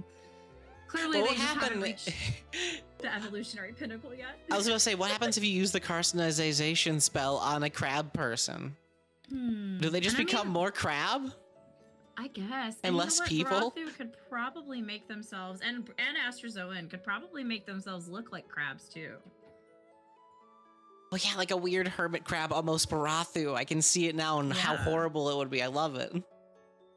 Oh yeah, and as for more upcoming ancestries, like we also do want to go back and revisit some from Starfinder 1 that never got statted, because believe it or not, as many as we had, there actually were a couple of ancestries that just never got statistics. And they normally were things that were introduced in Starfinder Society as like a one-off in a scenario.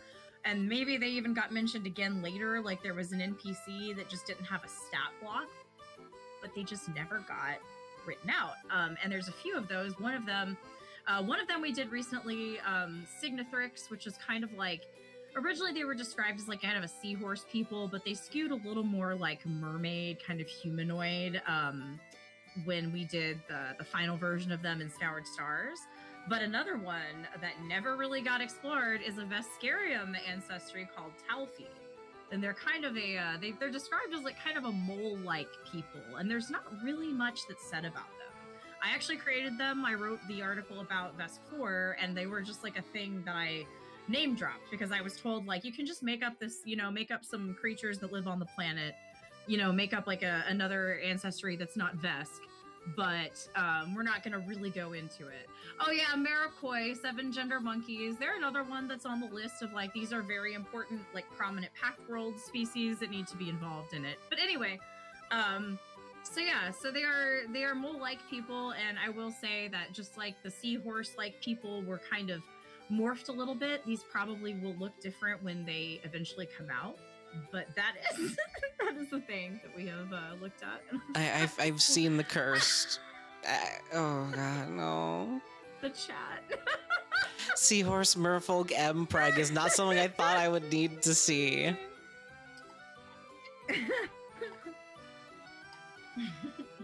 Anyway. Oh, that's funny. But yeah, crab people for sure.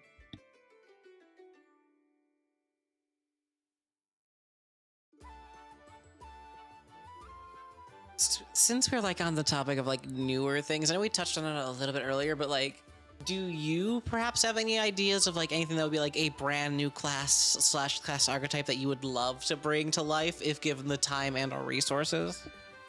Oh yeah, so obviously if I could, I would create another magical girl class, whether it was like just Starsinger revisited, or possibly even something that wasn't like just an idol type, that was like, something else.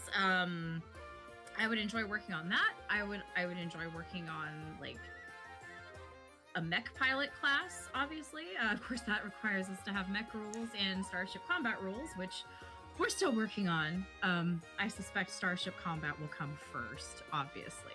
But I will not rest until we have mech combat, so don't worry about that. But yeah, I think those are things I would want to work on.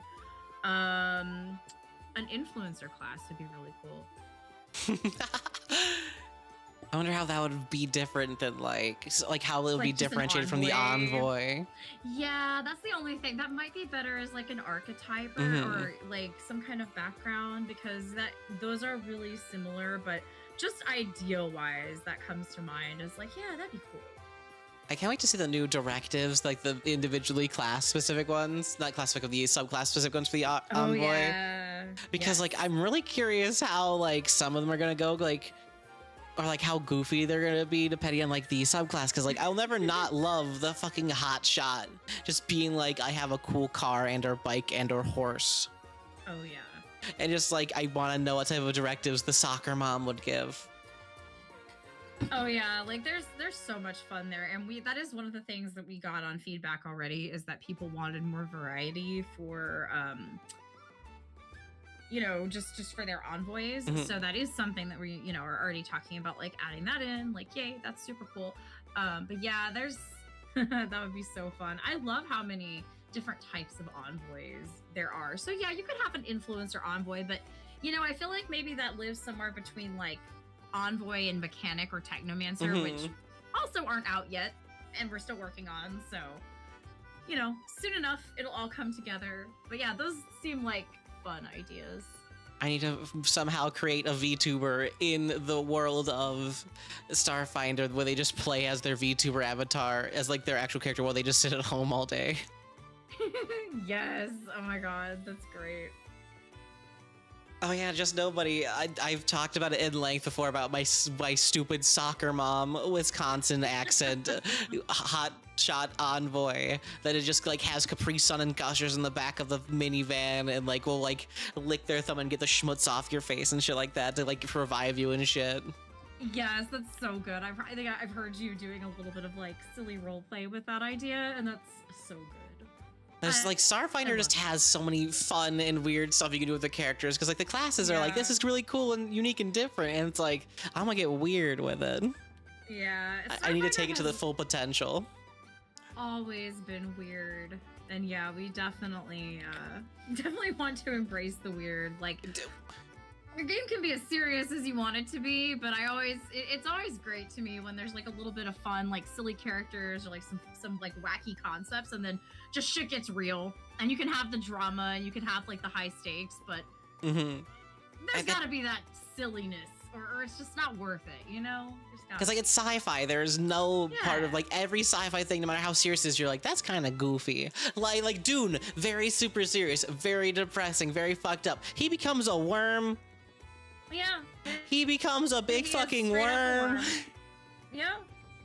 Like, that's goofy. I don't care how serious the story is. That's fucking goofy. And I remember on, what's it called? Like, on Reddit, like, when the Starfinder playtest first came out, there were people, like, complaining, like, there's too much weird stuff in it, and I'm like, I hope so. Memes. I hope there is. There were people that didn't like it, and, like, there were people that said, there was a post that was like, there's too many memes, stop the memes, stop the jokes. And luckily they got ratioed. Like, a lot of comments were like, no, or like, I love this, no, don't stop. And it's okay. And like, if you really don't like it, it's okay. You can change the name for your table or your character, like whatever. But this is what we personally enjoy, and it does seem like a lot of people like it, because like, I don't know, life is too short. I feel like a lot more people, when you see what life is like it can be hard and it can be tough, and it's like, be a little absurdist, and we've got to laugh at this shit. We've got to have fun with it. And like, when you're playing tabletop with your friends, that's when you can be weird and express yourself and laugh at things that you wouldn't laugh at in real life. So that's kind of where we're coming from, is like wanting to create that experience for all of you, because that's what we're doing, like in our games. And that's what, yeah, more cool and weird monsters, that too. And hey, because now you can just use Pathfinder monsters, you can just give them a gun. But I was literally about to say, just give this grug a gun. Just give the dragon a laser, like whatever, make its breath like, also suppress, like it's like fire, but it also suppresses you because it's like a rain of bullets. Like, I don't know, but then we can, as Starfinder devs and designers, we can come up with like all these other weird ass aliens that don't exist in Pathfinder. And I'm excited that we have time for that now, like that we have the space. We don't have to keep creating hellhounds, like special Starfinder hellhounds. We can just be like, take a Pathfinder hellhound, give it a gun, here's a new thing. So it's great. Laser sharks, exactly. Like, yeah, how dare you get your jokes in my super serious space fantasy game? Super serious game. Yeah. Like, another thing is, it's like, you could just, like you said earlier, you can just rename it, like, 360 No Scope. 1, amazing feat name. 2, it's mechanically also just, like, a good feat, too. Like, you could just be like, no, call it, like, I don't know, quick scope. Fuck you. Just, like, name it something cool, like, because it's just you jumping over shit and aiming and shooting midair, which is the archetypal thing of every shooty gun movie ever. You see it in The Matrix, you see it in John Wick, you see it in, like, everything. Like, just you vaulting over something and shooting, that's an entire mechanic in a lot of video games, too. Like, why is it that you're mad that it has a goofy name? Yeah, and like last time, I don't know, like the last time I was playing video games, a lot of, if you actually look and read what abilities are called, like a lot of times it turns out the devs have fun with it and their jokes are puns. They're just like silly, goofy names. And, you know, you don't have to focus on that. It's just, we just want to give it some kind of name that's different. And like the other reason too that we have, if you notice, they'll be like, some feats, a lot of feats and spells will have like a little sentence or two that are basically just flavor, where it's like, here's explaining like, this is what this effect looks like, what it smells like, what it does, right? Like, oh, this magically splits an atom, and then it lists the mechanical effects.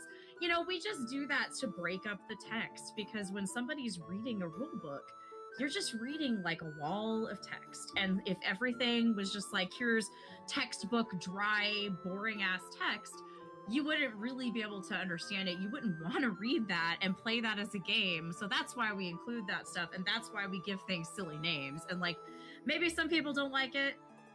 360 No Scope smells like winning, and probably like the, you know, day old like Mountain Dew. I was able to say like sweat and Doritos. Sweat and Doritos, yeah. Oh my god. But yeah, like a lot of it is just, and blatantly a lot of us have put in like a lot of our own like inside jokes and cultural references that like we or our friends know into the game. Like obviously like there are fun, like we're pretty open about that, and it's something that, you know, it seems like a lot of people have connected with, so hopefully that's the case. And if not everybody gets it, like that sucks, but you know, hopefully most people get it, or at least find it funny.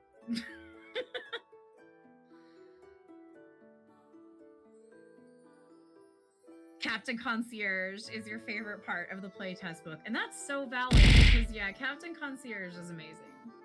I love that he just pops up in the corner every once in a while and be like, here's a thing, and I'm like, thank you, Captain. Yeah, putting his sidebars were so good. He's cute. I love him. I had like, it's also my favorite thing, like he pops up not just like right in, as soon as you walk in the thing and you're like, you see that, like that's the first time a lot of people have seen a Skittermander and been like, Phoebe, what the fuck is that thing? And I'm like, it's great. Wait a second. We're gonna get to like how awesome they are and just describe like their lore and how they work and all their feats and stuff like that. And that really draws in a lot of people too, just because Skittermanders are fucking cute and weird and mechanically fun and just have a really awesome lore, which you would not expect from a little skrunkler. Yeah, and Skittermanders are great too, because the whole helping thing is like, honestly, that's exactly what we want for a tabletop game, because this is a game that's about teamwork. And you know, someone in chat was just saying like, if they like that the Operative has all the video game references, because it makes them appealing for shooter fans. Like, I mean, hopefully, because like there are a lot of people who are trying tabletop for the first time, and it's like, if you're new, you know, I want people to feel comfortable and see something they recognize. But yeah, Skittermanders are so good for that, because it's like, you want to help people. That's what you should be doing. You're part of a team. So they really encourage new players to embrace that, which is something I like, because new players seem to love Skittermanders. Getting a Skittermander iconic is like on my to-do list of like, I really want this, so stay tuned. Not gonna lie, I was half hoping, because like I love the Envoy iconic already as is. She's amazing. What if it was a Skittermander? What if it was just Prisma? Well, you know, there are gonna be new classes. Like, I mean, there are are a couple iconics. There's a couple of classes coming out that have iconics who we dearly love, so I doubt those will change, but there are going to be more in the future, and we do have a really cool Skittermander. Like, the thing is, well, we basically have two unofficial Skittermander iconics at this point. We have Captain Concierge, who's like a little AI, like helpful, assistant, like who's the goodest boy and everyone hasn't been introduced to. And then we also have Prisma, who kind of came across accidentally. Prisma is in the Starfinder playtest book. She's the art, I think she's the art for the Skittermander entry. Yeah. That kind of like golden fur skitter.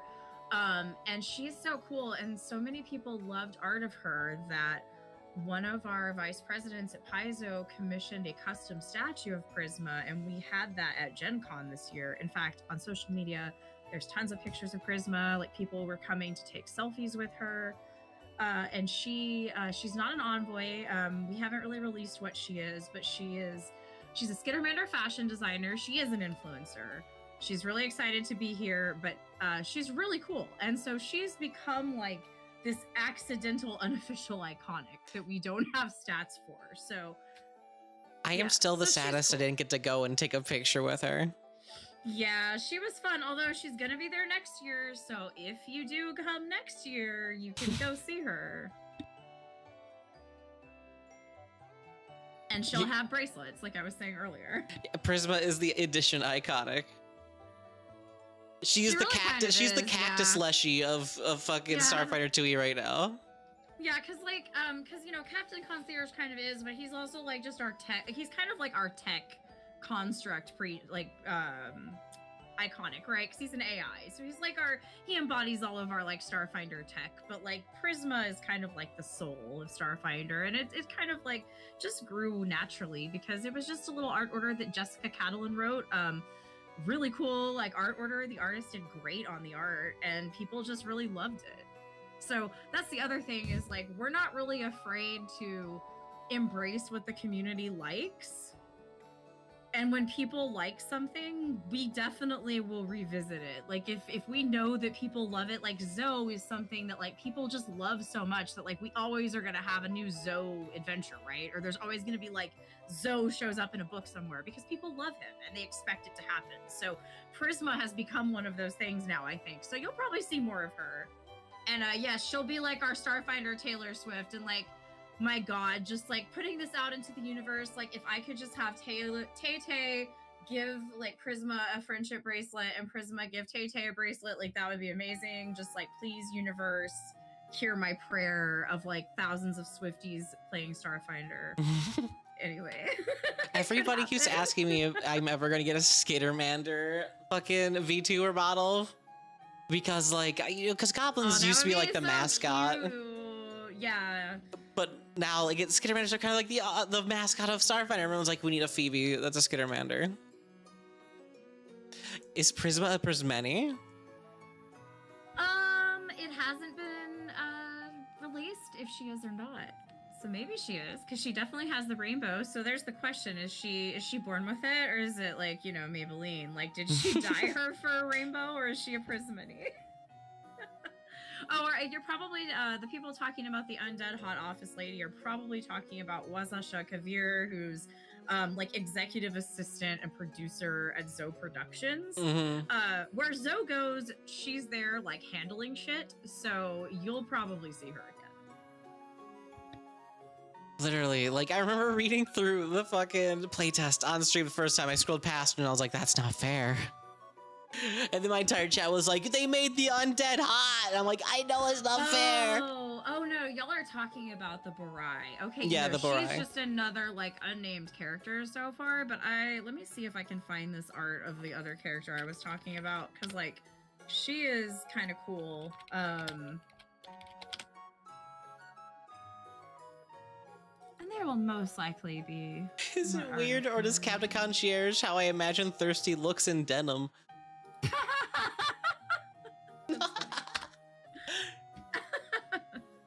Amazing. Okay, here, I sent you this picture. Oh, I love her.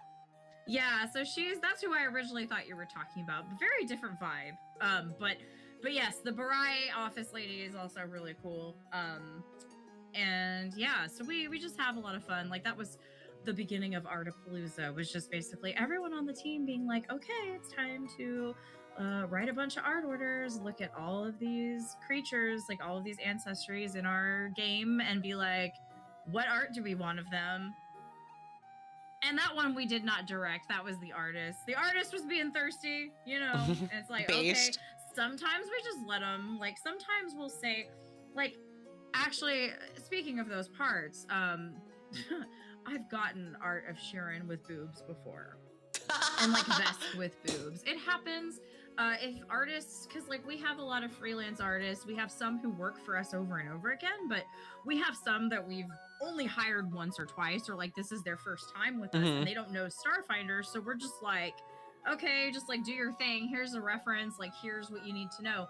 And sometimes they do great, and then sometimes we get like weird stuff, and like that wasn't weird, but like definitely if you don't want a female, like if you say this is a female character and you don't want them to have big boobs, like a lot of times you have to say that, and that's just it's just a fact of life, because like people like boobies and artists like to draw them a lot of the time. Vest Booba is cursed. Sheeran Booba is definitely cursed. Dude, that's the funniest thing to me though. It's just Sheeran, and you're just like, that's a bug. And they're like, yeah, let's make it better. I just made it sexy. I just gave that bug big old titties. Like that's what they did though. Like sometimes that's the choice. They're venom stacks. See that? And the thing is that's like one of my eternal shames as a dev, because when I was still in charge of Starfinder Society a few years ago, I actually had that art come over under my desk. I had it come through, and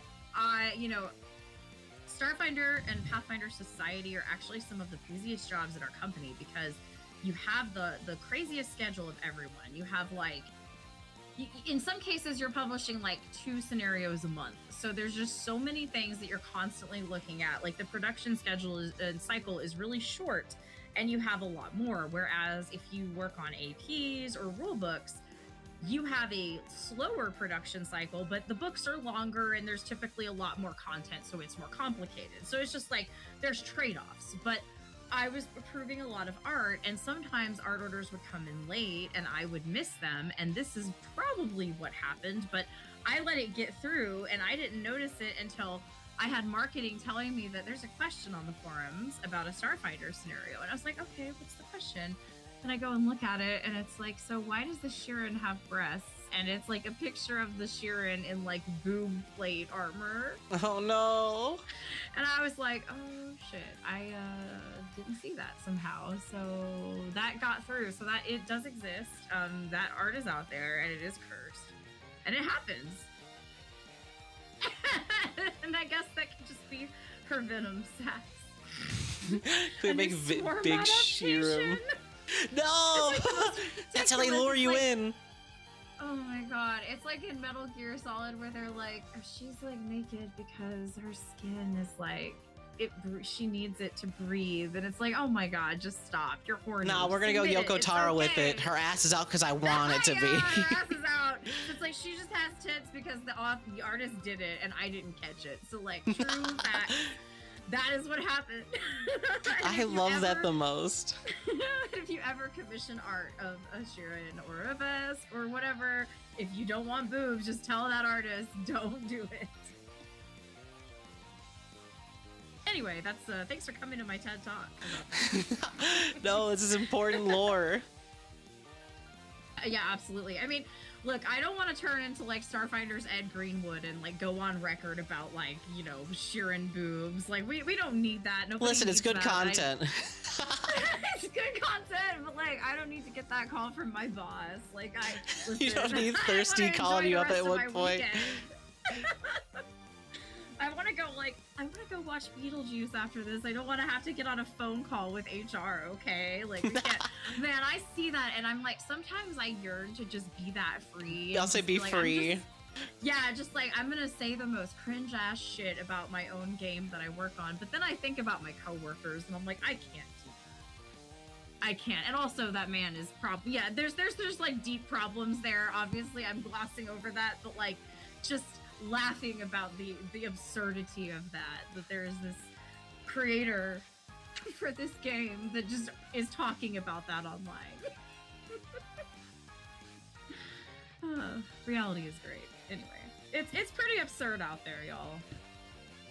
Yeah, if you want your weird fantasy stuff, it's there. You just gotta look like for like a quarter of a second, you'll find it.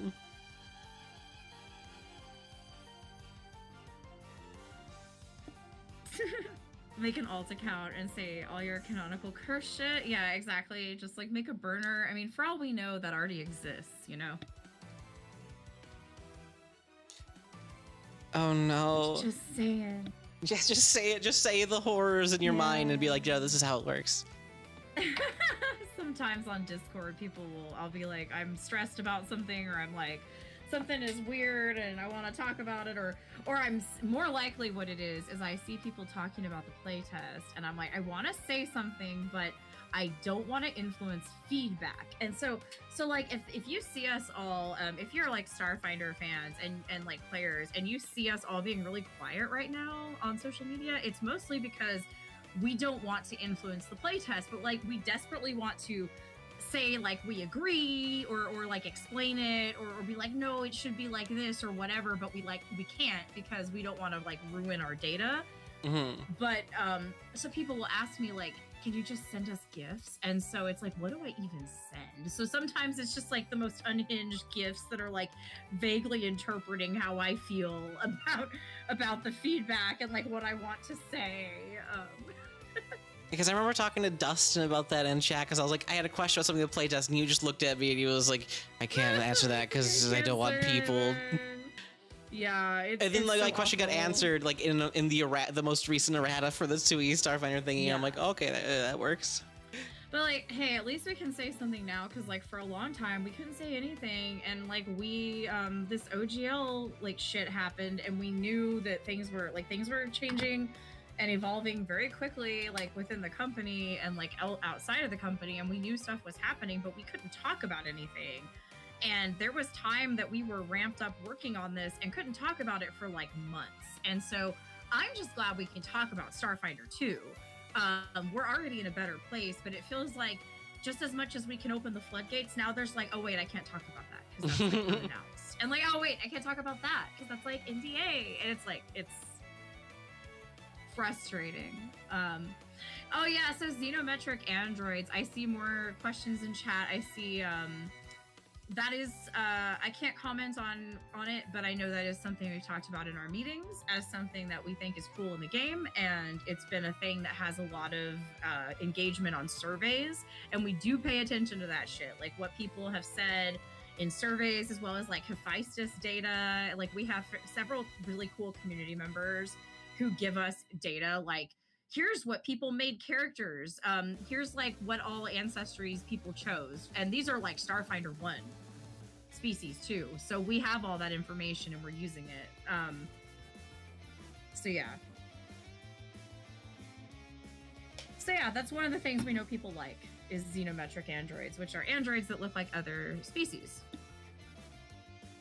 I have been wondering about like how like in universe lore, how like certain shapeshifters like work in like terms of like some like are magical, some are like physical, like how the like are they able to turn into like the weirder, more scrunkly ones? So you'll see like Astrazoans. I can't blow everything that I have like in it for Galaxy Guide, but it does go into a little bit of lore of like, this is how most, and like we don't want ancestries to be a monolith, and I say that meaning like we don't want it to be like, if you're an Astrazoan, you had to have grown up in this type of culture and you are like this. Like, we're not trying to say your character has to be this way, but just like, hey, here's what most people are like. Like, here's commonly, this is what life is like for them, just to give you like a base. But there's a lot about Astrazoans and like how they grow up, like what it's like how they reproduce, just because it's like, well, how do these like weird shapeshifters come to be? They're not really parasitic because they're not negative, but they're hosts. Like they consider the culture they're living in a host, like a host culture, and they're a guest. So it's like, how do they interact with that? There is some lore about that.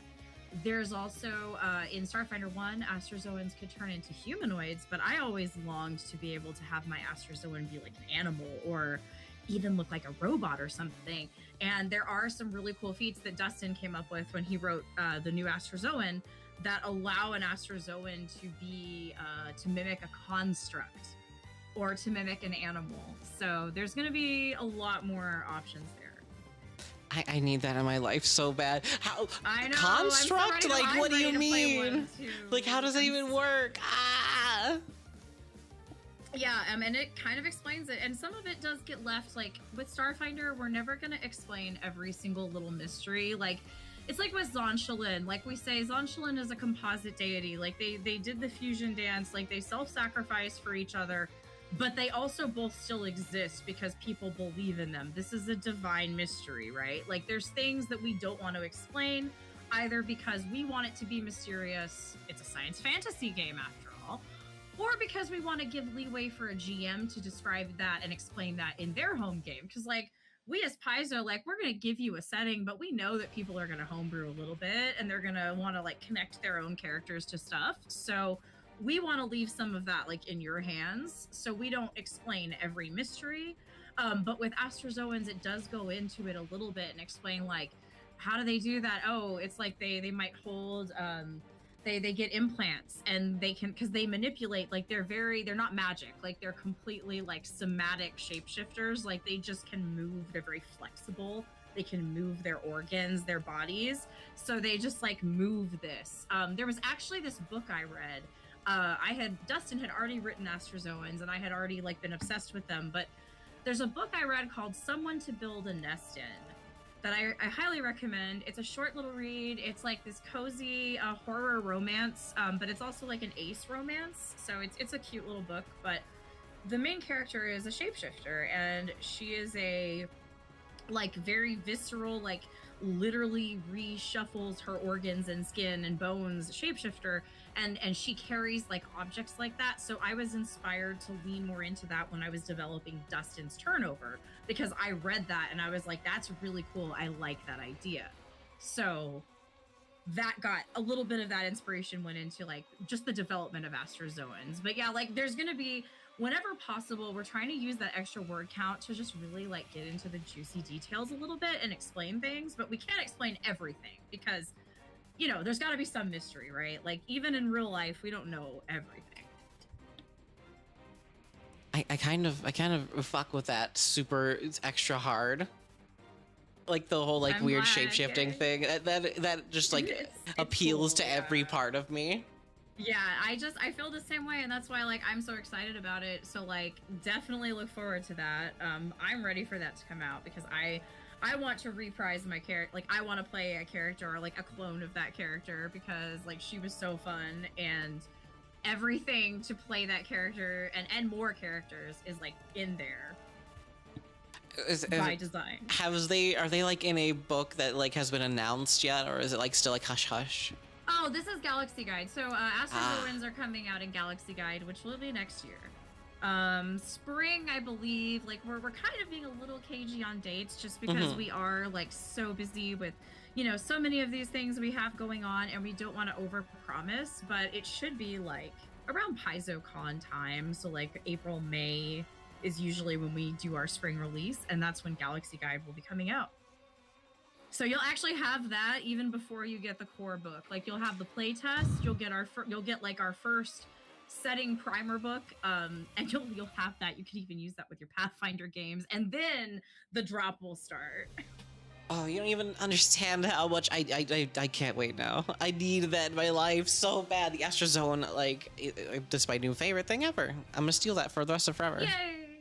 Like I was like, you can't top Goblin or Flesh Warp. Then you showed me that art, and now no, it's best. Yay! Well, I'm glad they're up there on the list. Yay! And they're best. And you know what? Yeah, they're Astrazoans, and so that's the other thing. Just like seriously, one of the things I like to jokingly say is, when I face an art error like that, like the Sheeran with Booba, I like to say that it was an Astrazoan, because Astrazoans could do that, and they might not realize that a Sheeran doesn't have big boobs, and they're like, well, we know that a lot of these other species like boobs, so I'm just gonna have boobs in this form. That's So actually what my Trox did. My Trox evolutionist like gave themselves boobs explicitly to like get people like to lower their guard so she could like fuck them up.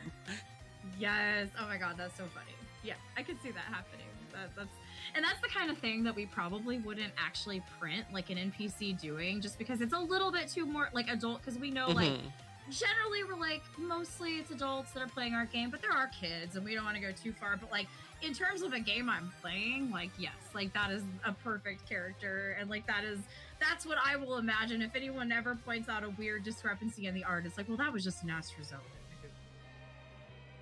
Like just didn't quite get it, or they had a weird interpretation of that species. It's like, wait, you mean to tell me that not every single person has tentacles? Ah, fuck. I've been hanging with Barathu too long. Yeah, wrong crowd. I brought personality A to the personality B crew. But yeah, other stuff that we think is cool too, like we like flesh warps, but obviously those already exist, so you can just play one now.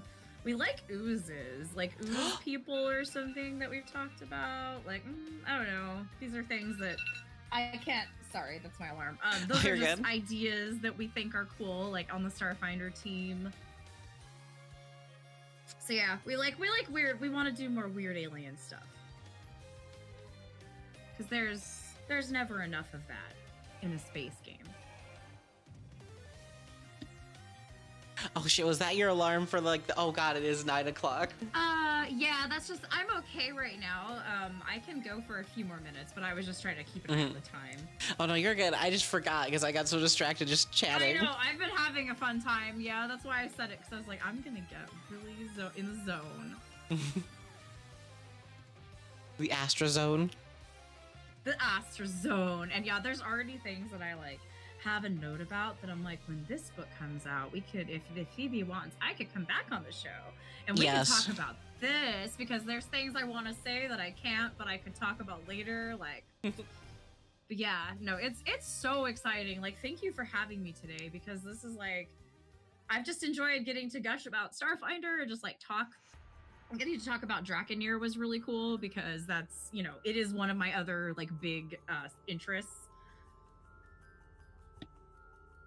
You know, this is, I am so glad I was able to like end up being someone who can do this thing, and I will gladly bring whoever wants to just hang out and chat and talk about like not only like their work but their interests and shit like that. Just be like, hey, this is what it's like to like make tabletop games, because I don't know what it's like. I only like talk about them from like a consumer point of view, and it's always like the most like unique and fun thing to hear like from the other side of the table, like who gets to like make it and be like, yeah, here's all the like here's the week of art orders and stuff like that. And I'm like, oh, that sounds not fun but also awesome. Oh yeah, and like it's something that when you just play the game, yeah, you don't really think about that aspect of it. I think a lot of people don't really know a lot about what it actually is like to make, you know, professionally like make games, especially at a company like Paizo, because there's a lot of people who do stuff part-time, and that's how I started. I have nothing but respect for those people. Like, that's awesome. It's hard to do that. It's like you're hustling all the time, but it is different. It's a different world to be like, this is your full-time job. But this has been really fun. Man, if you do a Smasher Pass, like I will watch. If nothing else, I'll be watching that. No, that like for real amazing. though, I would defo invite you, and then one of my mods, Daisy, because she is weird like that. I would definitely bring aboard, because the one time I tried to do a fucking what's it called? A Pathfinder Smasher Pass for Monster that just released, my internet exploded, so I didn't get to actually do it ever. And I was like, cause like, damn it, this was gonna be so cool. Like, now you've given me ideas, and now I need to do that. Yes, good. You definitely should do it. I will. I just gotta like, do I just go with the original Starfinder ones, or wait for like a big one to happen for Starfinder 2E? Yeah, that's up to you. I mean, it would be kind of funny to do like an old Starfinder one, and then do like once revamp SF2 drops. Yeah, you do that one, like, because that'll be like next year, sometime around Gen Con. So yeah, that would be fun. But I guess this is a good place to stop it. We've been going for over 3 hours. You gotta go watch a Beetlejuice. Yeah, oh gosh, this has been so fun. It didn't feel like 3 hours, and I'd love to stay and chat, but yes, I do have to go see my spooky movie and have a nice little night out. But it was so fun to stop by, and thank you everyone in chat for hanging out with us. I hope to come back and do this again sometime, seriously. You know, I'd love to have you and other people just on stream even more, because, like, I didn't realize it was 3 hours either. I was just like, yeah, we're having a good time. Oh, shit. Yeah, it's like, oh, wow, we've been going. Yes. But yeah, let's do it again sometime. For now, though, I think I will head out, and all of you, take care, lovely people. Have a great night. Enjoy your weekend if you're not working. If you are, I hope you get a nice day off soon, and I'll talk to you later. Thank you for stopping by. Bye. Bye.